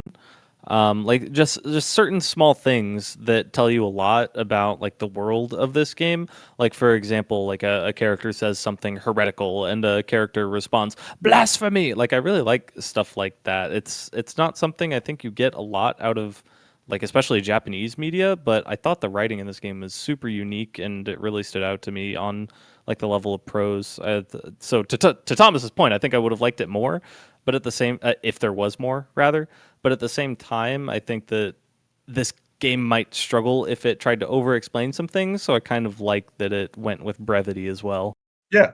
Yeah, I mean, like, hold up, because I'm not speaking at all to the quality of the script, because I think, like, this game was localized by Alexander O. Smith, the absolute fucking goat of localizing games, and what is in this script is fucking incredible. Like, straight up, like, pound for pound, voice bubble for voice bubble, might literally be one of the best games of all time. That's why I wanted more, and that's why we're at least I think Ben and I at least were criticizing some of the lack of character development. That's why you can't remember names like Samantha because they just didn't do enough to flesh out these characters, and I think the game is lesser off for it, particularly because the quality of the writing is so good. Yeah, I mean, I agree. The way that I interpreted what you were saying, Tom, is that I don't think I misunderstood even from the beginning. Is that like you don't want like more writing with this like same amount of story. You want more story to like actually explain and develop things. Yeah, for sure. Like, yeah, it's just not like adding more prose. It's like prose with purpose, and it would also imply like the addition of new cutscenes, right? Like I assume. Yeah, and I mean, at the end of the day, that's probably why they didn't do it, right? Because, like, on the axis of like written prose versus being cinematic, this game clearly wanted to be more cinematic, which is fine. It's just also again the prose of this game is just so good that again I'm just kind of clamoring for more because I got a little blue ballsy from some of it, and I just wish that I could have spent more time learning who a lot of these characters were because I think the game's story overall would have had a much higher like emotional impact or emotional resonance with me if it did. But the fact that I felt like I didn't get to spend a whole lot of time inside of these characters' heads and learning who they were. It a lot of the story moments fell flat for me that I think otherwise could have been like straight up all timers. Yeah, I feel like I didn't emotionally resonate with anything that happened to the story, and the parts of it that I did enjoy were basically all just rule of cool. Maybe I'm speaking for myself there. I don't know how you guys feel about the narrative as a whole. I think there's like certain levels of empathy that I felt like, it's one of those things where I don't have personal experience, but it's still like tugging at some emotions, like when Sydney disguised as Ashley goes to, I think, the Duke in the post credits, and I think like what basically has the Duke kill him. I don't exactly know how all that worked out because he was like immortal at the start of the game or whatever. I might have missed something, but like I thought that was a really interesting character moment that wanted me it left me feeling like Thomas. Like I just wanted a little bit more so that I understood more about these characters rather than just like seeing what's happening to them and kind of feeling for what's happening. I think the implication is Sydney transferred their powers to Ashley, and that's why Sydney could die, right? That's my assumption. Yeah, Okay, got it. Yeah, that makes sense. Some like super dagger or some shit. Yeah, because like the city is cursed, which is what the dark is. The dark is just like the city's cursed energy, but it's not necessarily implying that it's like an evil energy. And Sydney is the controller, which is why they have the brand on their back, and which is why they're immortal and all that, because they're just like the living vessel for the curse. And I'm pretty sure the ending was Guildenstern taking the dark over and planning to leverage it for power, which is what Sydney was trying to stop. And then Ashley's the one who ends up inheriting it in the end, which again is why Sydney could get stabbed by the Duke. Yeah, there must always be a Lich King. yeah, and Ashley does look really fucking cool with the black trench coat. It's Yeah. definitely my favorite design in the game. I actually love it so much. Did you get the sense that they were trying to set up like a Vagrant Story 2 from the ending? I kind of did. 100%. And I Yeah, think that would have been awesome. I didn't. Actually, was this game commercially successful? I have no idea. I'm I just have gonna no guess idea no. either. Yeah, the fact that there wasn't a second Yeah. one. Yeah, I mean that's proof in the pudding right there. But also, like, it's not like Matsuno does a lot of shit, right? I mean, he's famous for what, 3 games over a span of 25 years or something? He definitely has a style. They're all very stylistically similar, at least visually. Yeah. Well, I mean, And they all take also a place in lot the same of place, right? yeah, also like a lot of political intrigue that's like built into a lot of his games too. Yeah, because it's what this Final Fantasy Tactics and Final Fantasy 12 that all take place in Ivalice or whatever. Yeah, and also that place is canonically in 14, so and he worked a lot on those expansions and those raids that feature like these characters. He also has a 3DS game that I want to tash called Crimson Shroud, which looks I've heard of very that. visually similar to this game, and also similar to like all of his like auteur style games. He's always trying to do something different than everybody else. That's all I'll say. Crimson Shroud, not to deviate too far, but Crimson Shroud's the one that's based on the tabletop RPG, right? Yeah, like you roll dice for the combat. Yeah. Yeah, I remember looking into this game a while back and it looked sweet. Yeah, I kind of want to use it as like a gateway drug into getting everyone to play Shin Megami Tensei 4 because since they're all 3DS exclusives, like I get you guys to install the emulator, and that's just like one more like a piece of resistance to take away from you guys so that you guys like consent. Just pick it. Jesus Christ. My Enough of God. this like fucking teasing shit. Just pick the fucking thing. All right. Thomas, you have some stuff about Expedition 33 in here between the gameplay, the art, audio, UI, and the narrative. I feel like you have a spiel for it. No, not really. I just feel like if you look at the bones of this game and then you look at Expedition 33, like it's very obvious that what's that dude's name? Guillaume Broche. Like he absolutely played this game. I know that he has named the primary inspirations for E33. It's what? Final Fantasy 8, Final Fantasy 10, fucking Lost Odyssey and Devil May Cry. But jam packed between Final Fantasy 8 and Final Fantasy 10 is this game.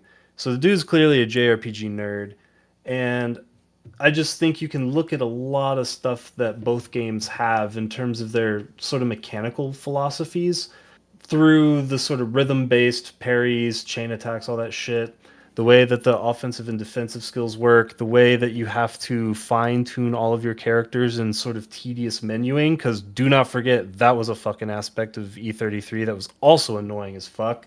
Um, I think both have a very hard focus on this kind of melancholic, mature cinematic meditation. Um, and where it's like Vagrant Story traps Ashley inside of this cursed city where you have this unraveling religious zealotry and political corruption and all this shit. And E33 kind of anchors you in that similar cursed object, right? So visually and editorially, I think they inherit or share a lot of dramatic and cinematic sensibilities as well. There's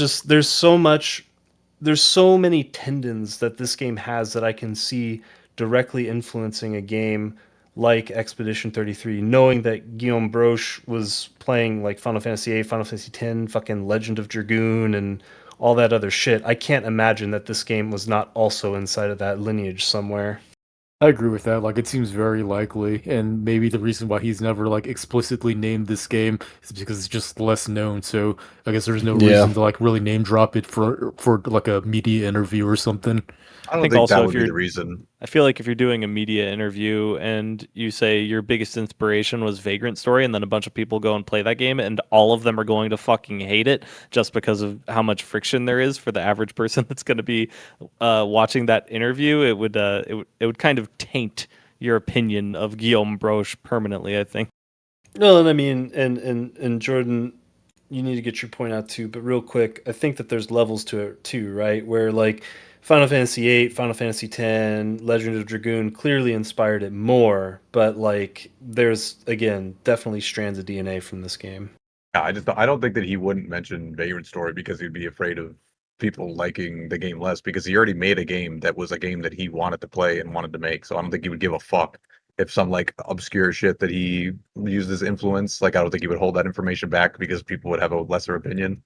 Yeah, and this game is very, very well received. I rarely see any sort of like hate or criticism. Like just the opposite. Yeah, It's what's made me want to play it all these years because people glaze the fuck out of this game.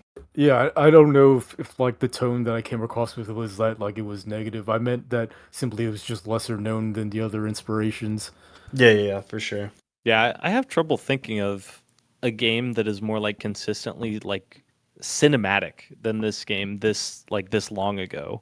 Like, and by cinematic I just mean in terms of like what we mentioned about the cinematography, how shots are framed, the way to like cut the dead characters from Ashley's past into frame, things like that. It's all just like really, really cool, and I can't think of very many games that did it before this. I And can I mean, because I just that's googled cool. it. Metal Gear Solid 1. Yeah, I was gonna say Metal Gear Solid One, but again, like Kojima was jealous of this game, and this game came 2 years later. So This game is definitely better like cinematography than Metal Gear Solid for sure. I don't really remember that game. I actually never beat it, so I don't have a valid opinion, I guess. it's another game that's like definitely way, way, way ahead of its time in terms of the cinematic presentation, just like this game. well, do you guys want to hit anything else in particular? We have a couple meta questions we can do. I just want to hit on how much I really, really loved the sound effects in this game. I think some of the sound effects and the audio design were just fucking awesome. I thought there were just these really meaty, chunky sounds when you would hit things. Some of the spell sounds I thought were amazing. I can't remember, I thought I wrote it down, but there's a particular dark spell that gets cast, and there's just something about the sound effect that I fucking love where it just goes like, and I fucking love that sound. And so big shout outs to whoever was in charge of doing the sound effects in this game because they were awesome. There's the Dark Choir attack or whatever, which is the opposite of what you're saying, which I fucking hated. I think it's Dark Choir, Dark Voice, Dark something, or it basically just sounded like somebody like shrieking. It was Dark Chant. I know exactly which Yeah, one you're that talking one. about. That's funny. That might be the one that I like. That's what I'm saying. I know the one there you're is- thinking of, Thomas. I can't remember what it was called though. There was one meta question that interested me, and it was specifically the one about a big budget version, not necessarily of this game, but of this game's type of friction. And even though I talked a lot of shit about like the spiteful friction that is baked into this game's design. I actually appreciate a lot of it as a connoisseur of spite. And one game I can think of that's like a AAA production that's kind of like equally spiteful is Dragon's Dogma 2, Oh, that's where funny. like I actually don't want to recommend it anymore because with this like upcoming push to the new expansion, DD2 Dark Arisen, they actually made compromises to the complainers and they added in an item that was originally for pre-release. Yet like it was like a pre-order bonus or something, or like DLC where it gives you like infinite fast travel. And I feel I don't want to recommend the game anymore because having that ability, it just changes the whole experience. It's like not even the same game anymore. So that's getting added retroactively to the whole game. Yeah, yeah. So if you get the game now, you just get the infinite fast travel magic stone. That's crazy. And I just don't like it. I think it's just the wrong move, and I don't want to recommend the game anymore. Yeah, I think another game that is like kind of the closest thing I could think of in the past, we'll say 15 years of a game that's really like fuck you, this is my game is Death Stranding. Yeah, for sure. That was one I thought of as well.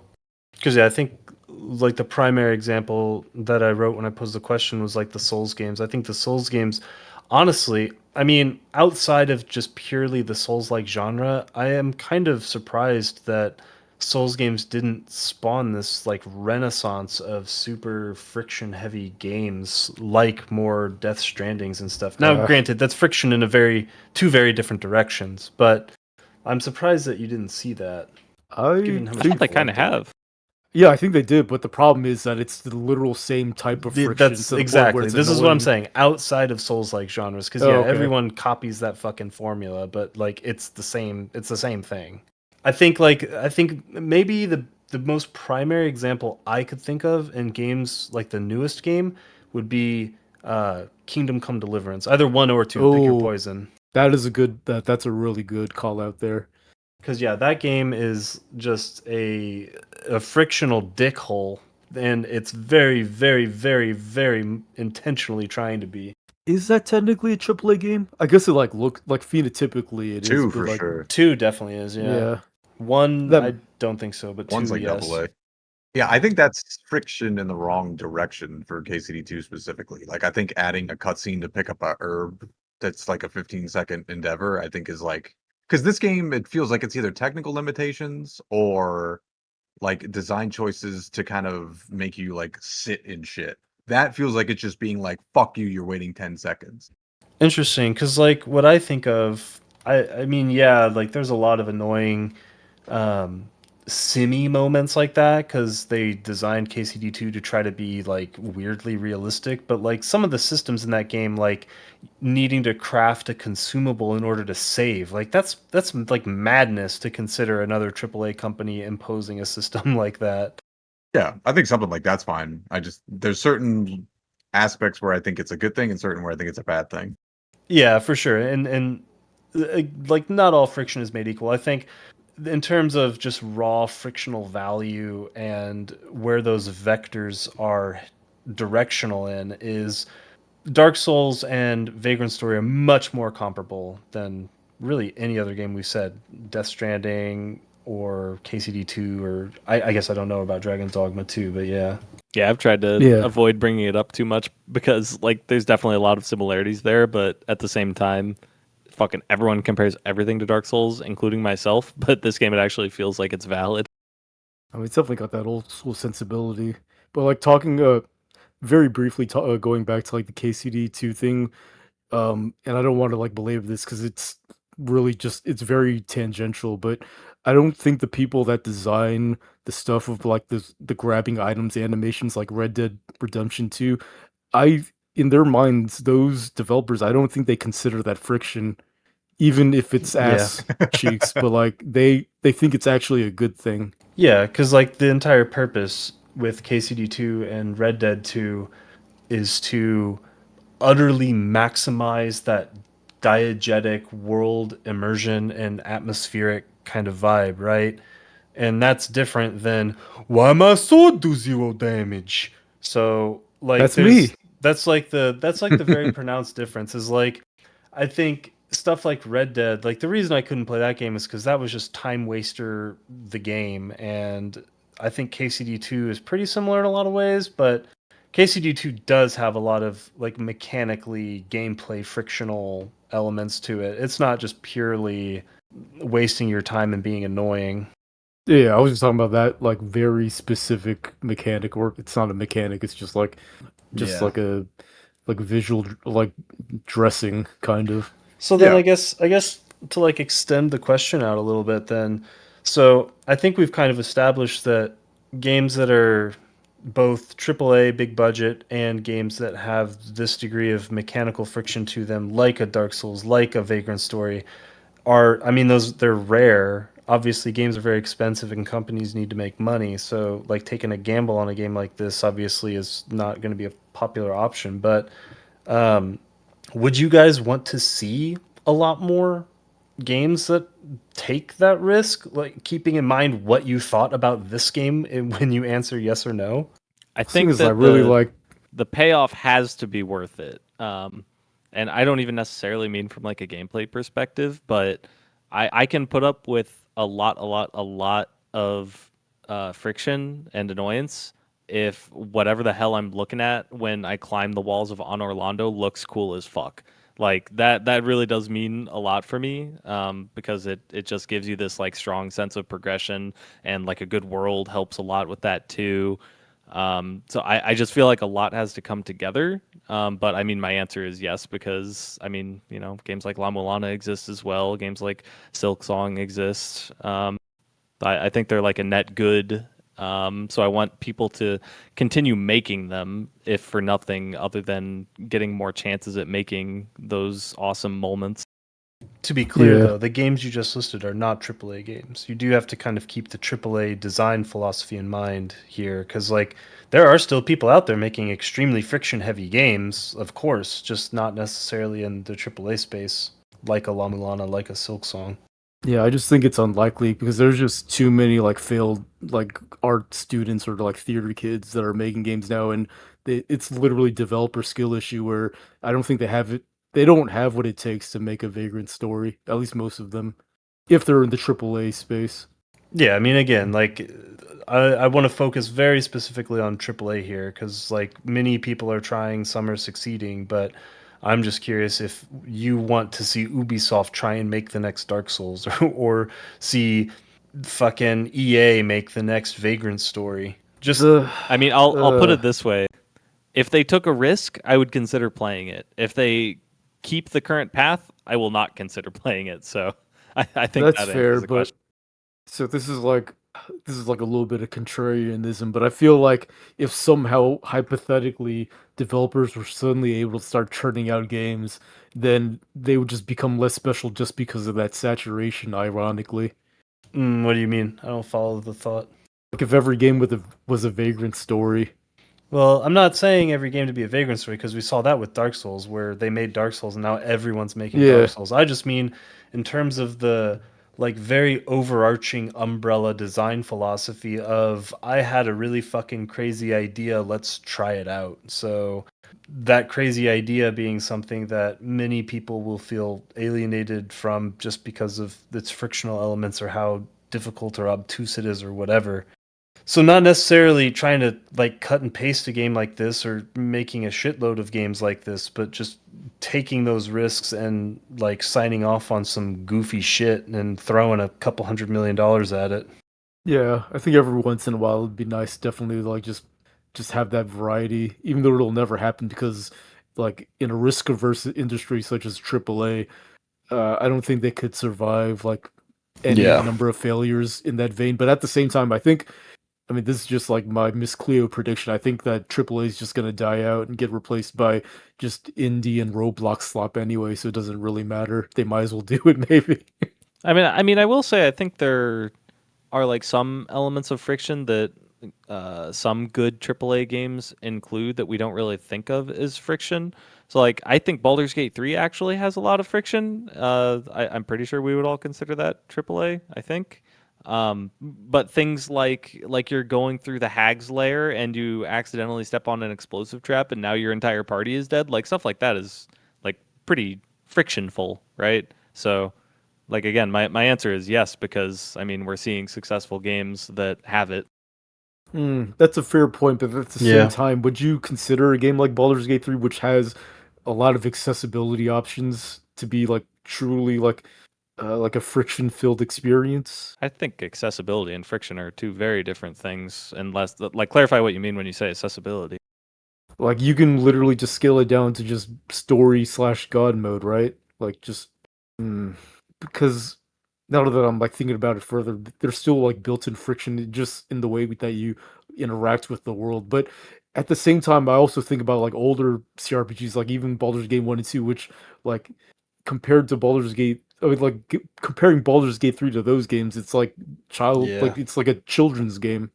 Yeah, for sure. Yeah, But also here's the thing to think about or to consider when you're answering that question too, Ben, is you went into Baldur's Gate 3 with a plethora of 5e knowledge, and that game does a really good job of simulating 5e so that basically all or at least the vast majority of that knowledge carries over so that you can kind of hit the ground running. But like people who are unfamiliar with D&D or people who have never played 5e or whatever, i.e. Jordan, had a really fucking tough time with this game because like the D&D mechanics, once you wrap your head around them, they're not necessarily that difficult, but there's a lot. It's like Dota, right? Like if you can Yeah. explain Dota to someone in 3 sentences or less, or you can tell them how to play in 3 sentences or less, but it's once you start like peeling back the layers of that onion where it just becomes like, holy shit, what the fuck? So that game, I know for a fact, like a lot of people really, really super struggled with that game when it came out, and I think that that is probably primarily due to a systems complexity issue that it has. And I mean, that's, I guess I wouldn't call it the definition of friction, but it is frictional for sure.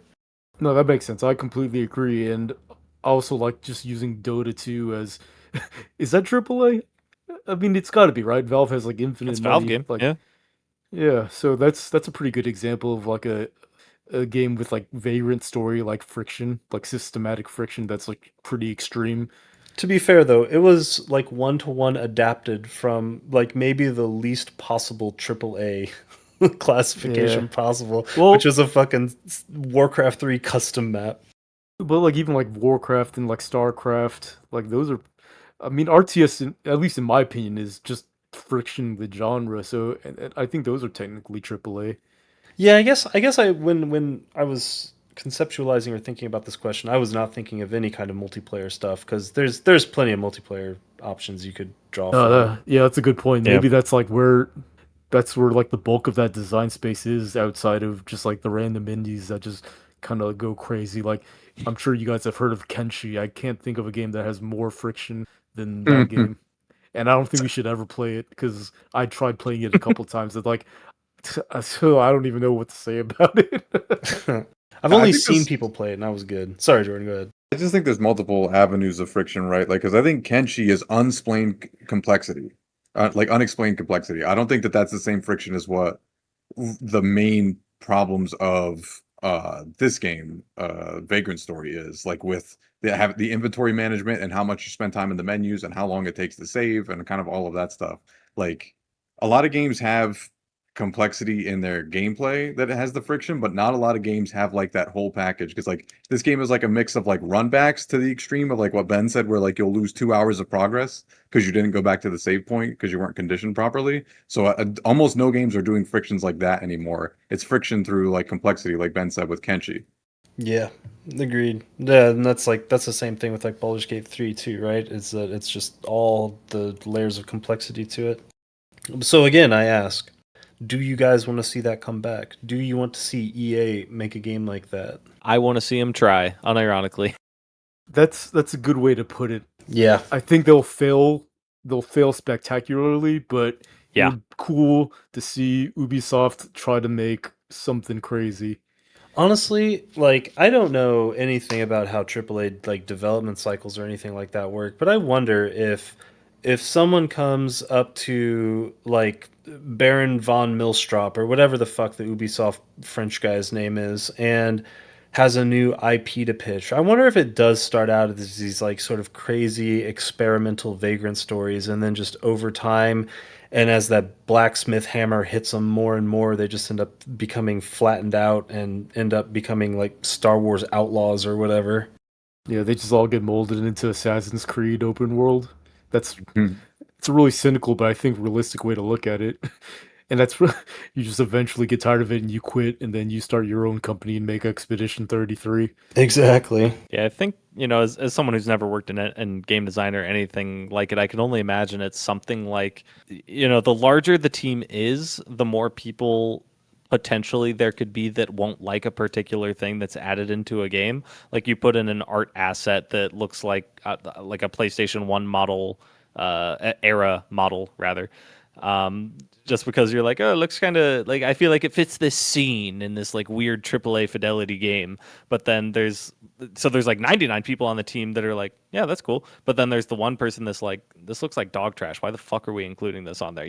The larger the team, the more often something like that will happen. And I think like a loud negative voice is going to be like a easier way to get rid of something that's sticking out than like quieter positive voices. Yeah, I mean, too many cooks in the kitchen, right? I mean, it's why a game like Hello Charlotte can exist in the same universe as a game like Madden, because Hello Charlotte was a game made by an individual, basically for an individual, about an individual, whereas Madden takes a fucking small army, and anytime you've got an army, you've got to get them to agree on a lot of shit. It's just You'll crazy to think about like the tectonic vibe shift that's occurred in the games industry, where like games like Deus Ex One was, I think, technically considered AAA, and that's just unfathomable today. Something like well, I don't know if Yeah. System Shock was, but like, you know what I mean, right? I mean, yeah, Yeah, when for you sure. said Dota came from like the least AAA thing possible. I mean, Warcraft 3 was AAA as fuck at the time, so Yeah, that's why I brought up like Warcraft and StarCraft, because like yeah, Blizzard was a big company even back then, and like exactly. I can't imagine someone greenlighting that today. Period. What, you mean Dota 2? Or like an RTS. Warcraft 3, yeah. Yeah, Specifically. it's just an RTS. 'Cause, yeah, Blizzard didn't make Dota. Yeah, you're not going to get $50 million of a budget to make an RTS. Like, literally, no one's going to give you that. Doesn't matter who you are. You could be Mr. StarCraft himself, and they'll be like, we'll give you 200,000. I mean, even Yeah, StarCraft 2 is on its last lifeline now, if you guys know what's going on with that game. It's very sad. doesn't surprise me. Someone will pick it up and make a private server, custom server, whatever, though. But True. yeah, I mean, it's just all in the fact that games are just too expensive to produce, right? Like, there's absolutely no incentive to not just crank out like Disney Marvel Cinematic Universe movies at all times, because they're safe and the profit margins are pretty much always going to be there until they're not, in the case of Ubisoft, I guess. But yeah, I mean, there is just no incentivizing structure to make a game like this in 2026, just purely because of the production budgets. Yeah, and the fact that games take like 7 to 8 years, like I kind of forgot that Grand Theft Auto 6 is actually coming out, and then like that's not even like a friction-filled game, but like I already I don't know. I don't even think about it, to be honest, which is kind of crazy because it's supposed to be like the biggest thing ever. I don't I don't think about it mainly just because it's a PlayStation exclusive, and I'm not interested in that at all. So, like, I'm excited for it, but not until it comes to PC. That's fair. Maybe I'll Yeah, think differently when after releases and people have reviewed it, and yeah, then I was it's gonna like say, amazing. like, provided the like critical, like fucking what's the goddamn word? The critical acclaim. There we Acclaim. go. Is like at the right threshold.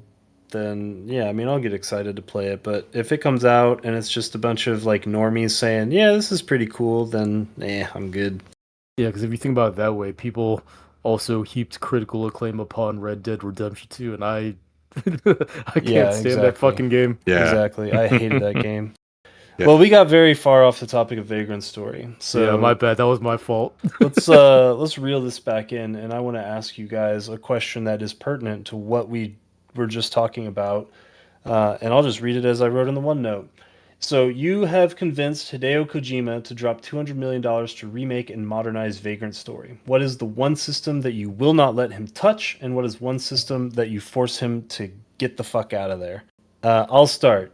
I am just going to go with the very obvious answers, and I was curious if most of us had the same or similar answers. Well, we definitely won't. But anyway, I would keep all of the weapon crafting, all of the weapon affinity stuff, all of the typing, all of that stuff, because I think it's a really, really cool system that could get fleshed out way better in a modern design room. And obviously, I would force him to ditch all of this dog shit inventory management. I would just reduce that to one word: get rid of the stash. Yeah, true. Unlimited inventory. And this isn't so much of like a keeping or removing something, but changing something. But I would love to see a modern Vagrant story like that just ditches save points, ditches manual saving entirely, and just goes like the persistent, Like you checkpoint from room to like room or whatever. not even necessarily that, but like I guess there's still like bonfires like basically just copy Dark Souls where like you don't manually save, you just keep playing the game. I think for me, I would tell him not to touch the limb targeting system. We never really talked about that, but I think it's a really cool addition to the game.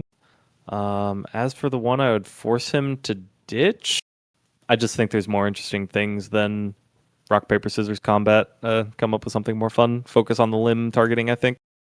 Yeah, I think I don't want him to touch the combat, especially like the turn-based nature of it, because Japanese people on the AAA side really like hate turn-based shit nowadays. So I feel like he would definitely be like, let's make this a full action RPG, kind of like the Final Fantasy VII remake kind of thing. So don't touch that. And then yeah, probably what you guys said, just do something like get rid of storage. No, it's interesting. I feel like actually, like, yes, it's pretty hard to not call this game turn based, but at the same time, I do feel like it does show some of those, like, the early signs of having a stroke that Squaresoft had when they started making games like Final Fantasy 12. Holy shit, it's Matsuna's fault that this all happened because he made Final Fantasy 12. This Mhm. fucking guy. My new headcanon is that there's someone super based that works at Bethesda, and the inspiration of that was this game. That's great. That's Oh, great. true. That's, I did think of that while I was playing. Yeah. I never considered that. That's great. God, we keep playing all these games that got plagiarized in the future by worse games. What the hell? All artist theft. All right. Well, I'll be honest. I'm kind of running out of gas. I think the weather's affecting me. You guys ready to do ratings? Sure. Yeah. Do you guys remember roughly what your longest chain was? Yeah, mine was Mm. 2024. I have video evidence of it. Yeah, mine was 20 something. I don't think I get up to 20 just because I saw when risk started to add up a lot per attack, I would just stop. So it's like 14 or something. Yeah, I think I was only in single digits to be honest, because I didn't go super high because of risking. So I don't know exactly what Thomas's was, but we'll just go with the average and say he was 25. So Thomas, Ben, Jordan, me. All right. So this is one of the more intriguing games I feel like I've ever played. So obviously, to preface this, a very common thing that I do when I play these old games has been to imagine playing it when it came out, because I do think that it's important when you're reflecting on old shit that didn't come with the same creature comforts as the new things that we're used to. So, and to do otherwise, I think is extremely unfair in my estimation. So, with that said, I think if I had played this game when I was the age when it came out, aka 10 years old, as I mentioned before, I would have fucking hated it. Everything would have confused me. The exploration would have confused me. The combat would have confused me. The character designs, I think, I would have found them boring probably. And mostly, I would have just been unable to really progress in this game because of the complexity and difficulty and being a dumbass 10-year-old. But I think if I had played this game when it came out as my current 36-year-old self, I probably would have thought that this was one of the fucking greatest games ever made. Like, the systems, while they are extremely complex, I never really found them to be like impenetrable or esoteric. There's definitely a learning curve, but once I developed that surface level framework of familiarity, it didn't really ever pull any punches after that. Um, and I mean, the cinematic framing of this game is incredible. It's so ridiculously far ahead of its time. I really have trouble wrapping my head around just how incredible a sense of the intersectionality of cinematography and technological capabilities that this game had when it was being directed. And it's really hard for me to feel like this game was not deeply, deeply influential to all the big cinematic marvels that came even like directly after it. Like Final Fantasy X for sure. Even something like Xenosaga. I think this game really, really opened the doors for games like that to exist, which then opened doors after that. I mean, those games just fucking opened Pandora's box. But it ain't all rosy. The menuing in this game is deeply tedious and occasionally head scratching. Like, I seriously, seriously don't understand why I could never change my equipment from the L2 menu when I can do literally every other action in the game. And one of the things that I came to know about this game was through people glazing the story. And while I did think that the localization of this game was an absolute masterclass, like just search the name Alexander O. Smith, look at the fucking list of games he's localized, and then come to realize that that guy is the localization version of fucking Tom Brady, Michael Jordan, and Shohei Ohtani mashed together. But realistically, I didn't think there was enough meat on a lot of the bones of this game. Incredibly well written, lots of amazing prose, but just not quite up to the level that I had been led to believe by some of the internet glazing. And I can blame some of that on preconceived notions, but at the end of the day, I was really hoping for more. And what I got was good, but it didn't really feel like it elevated to that all-time level. The music, as I mentioned earlier, felt like it was just mid, and that's another thing that's been glazed super hard. But regardless, it's a deeply interesting game that I'm very glad exists because when Yoko Taro talks about pushing boundaries in game design outside of what the sphere of the sort of accepted praxis is, I think that this is one game that you could point to as part and parcel subscribing to that sort of idea. It's fucking maniacal to think a game like this could exist in modernity, but I think it's a bit of a signpost of all of the things I used to love back when AAA really was like the fucking Wild West of game design. And for that, I appreciate it. I know I would have appreciated this if I played it as an adult when it came out. I'm going to give this thing a very rock solid 8.5 out of 10. I fucking knew it. Oh, yeah. We all got Yeah, points. I got points. Well And I done. got better points. It's true. That is true. Yeah, you need them, bitch. Wow. That guy actually kind of do. I don't know if I got any of you guys right. I definitely didn't get Ben right. Getting Thomas right gives me confidence for the rest, but Jordan is still going to be a wild card. I think I might have actually underrated Jordan, which doesn't happen often. Well, how about you, Ben? So I know that I talk a lot of shit about certain design decisions that did not gel with me personally, that I found very not enjoyable, but also not necessarily unrewarding. And there's a reason why I brought up auteurship, and a common thing about like how I feel about like a lot of the games that we play and I bring up a lot every time that happens is the idea of an auteur and how much I like them, even if they do crazy shit that I don't like. But that's part of the charm of them that I do like, because I also like kind of like being obstinate and thinking that I know better than everyone else creatively and that you should like what I like or I don't care about your existence. And Matsuno is that kind of a guy to me. So I'm going to give this game a 9 out of 10. Oh, Way higher it's than I too thought. high. That's funny. I think I started at 8.5, and I went I did not down. expect a 9. Oh, man. 9's high. Nine's You, high. Jordan? Fuck. Jordan? Yeah, so I really like the novelty of the gameplay and how different it is from basically like everything else. Basically just kind of like Secret of Mana is the only other thing that it's even kind of like, but then it really mixes in a lot of like D&D aspects, which I like. I think all of those systems and everything are super cool, but I think the gameplay itself, especially towards the end of the game, just kind of got a little one note of basically you don't even really need to switch weapons towards the end of the game because you can kind of just pump the affinity via spells and all of that. So it just kind of became just kind of like whatever towards the end. Uh, we talked about like the music, which is kind of just super like it definitely didn't have the emotional highs that were matching what was happening with like the cinematography and what they were trying to tell with the story, even though there were still sad points like when Harden died and there were still badass points like when Samantha fell off the roof or Rosencrantz got cut in half. But outside of like those moments in the story, like I don't think the political intrigue was really quite up to snuff with what I would want from a story that tries to do something like this. There just like wasn't enough there. So I think it's like a really novel idea, and I think it's like awesome that it's there, and it's a game that could be really used for a lot of inspiration. But from like an enjoyment aspect, I think it was just fine. So for me, I would say it was a 7 out of 10. Damn, I was a little high. That's so funny. It's between man. everybody. I was thinking 7 and I lowered it. Yeah, to your point about the combat starting to feel one note at the end, that's very true. Because outside of the last boss, who was only annoying because I couldn't catch up to him and kill him in one combo, every other boss did just die in one combo. Yeah. And with how many like fucking boss fights there are, we didn't talk about this, but that final dungeon is honestly fucking irritating. Like all of the bosses that are just nothing burgers, the annoying navigation, the annoying platforming. Like, what the fuck was that final dungeon, man? The irony is that, and it's maybe because I was so frustrated for the first 70% of the game, but the combat in the latter portions was my favorite part because I was finally able to steal everything. Yeah, you just become powerful enough that it's all trivial. He finally climbed the wall. He's beginning to believe.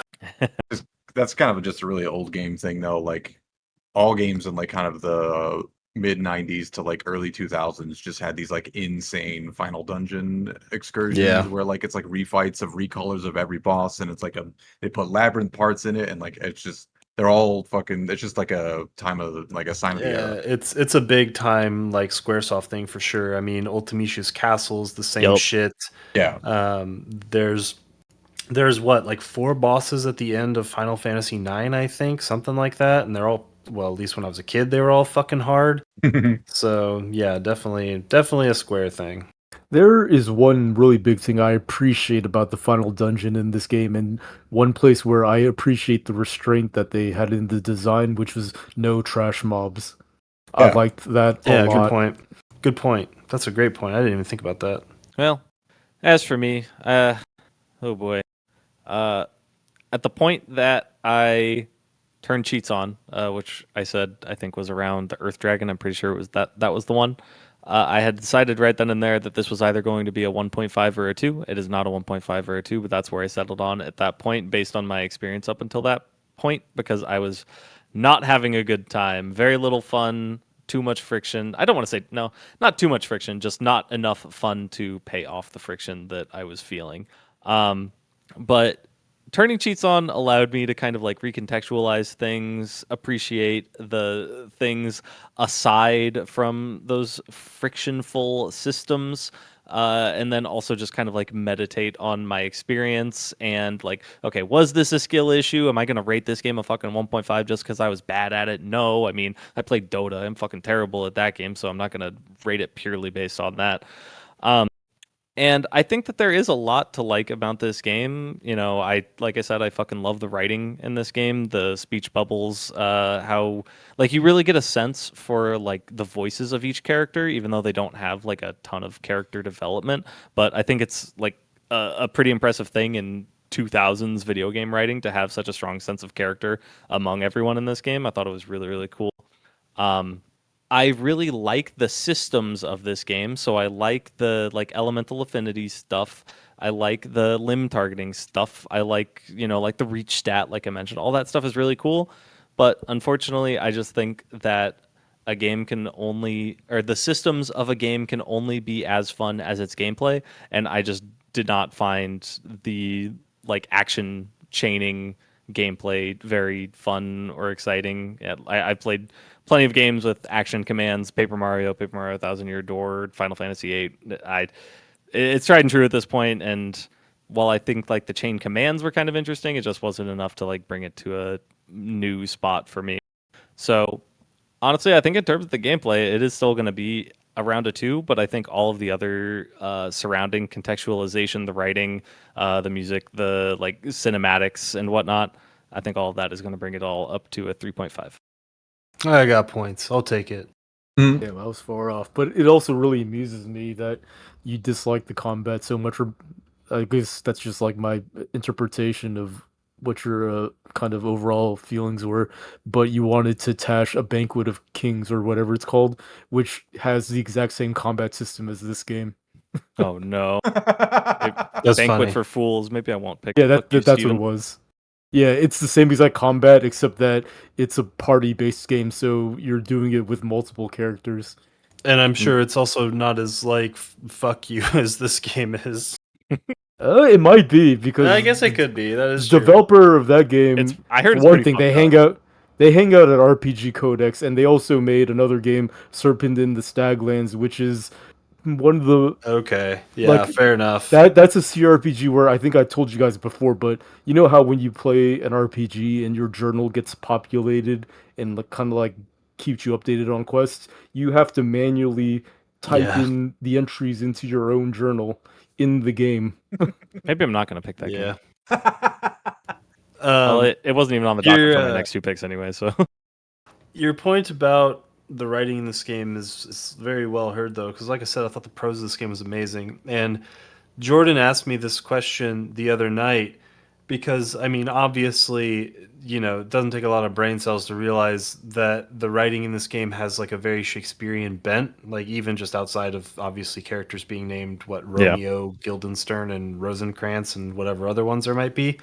Um, and apparently, so when I say Alexander Smith is the Michael Jordan and the Shohei Ohtani of localization, that was his idea. The original game script was just straight, boring, milk toast fucking Japanese. Oh, And it was no. Alexander Smith's idea to just go up to Matsuno and be like, hey, what if I wrote this as like Shakespearean? And Matsuno was like, yes, please. And actually ended up liking it a lot better than the original Japanese script. So you're basically just saying that the prose got changed, not the actual story. Correct. Yeah. Just the method in which the story is told is just written through very Shakespearean bent, but none of the actual story elements are different. That's really interesting. Yeah, honestly, that dude's a fucking goat, if that's the case.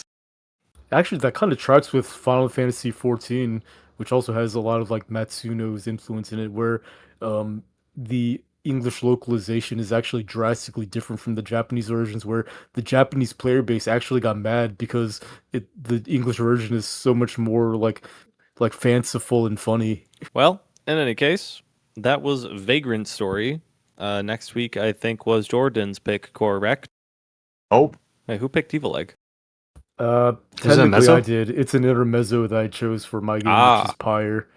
And I didn't know anything about Evil Egg until today when I booted it up for the first time, but it is a twin stick roguelike, much like a similar game I played recently called Star of Providence, which from what I understand is like a Binding of Isaac. I might be wrong.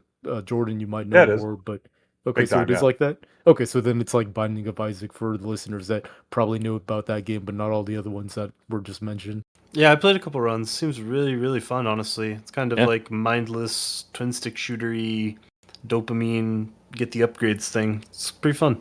It reminds me of that old like Xbox arcade game. What is it? Geometry Wars, Yeah. Yeah. but it's cool. say, but it's cool, but I think it's more like, but it's like ADHD overload kind of Oh yeah. Oh zoomer yeah. kind of shit. Very, very, what was that game that I bitched about that in? Look X There's a Ball lot of X games that do Pit. that. Oh yeah, Flashing lights everywhere means epic things are happening, though. I almost said look X outside, by the way. like totally not on purpose, even. That's like 4 different games. Good lord. Okay. Yeah, that'll be for next week. Evil Egg for our intermezzo for Pyre. See you then. Goodbye.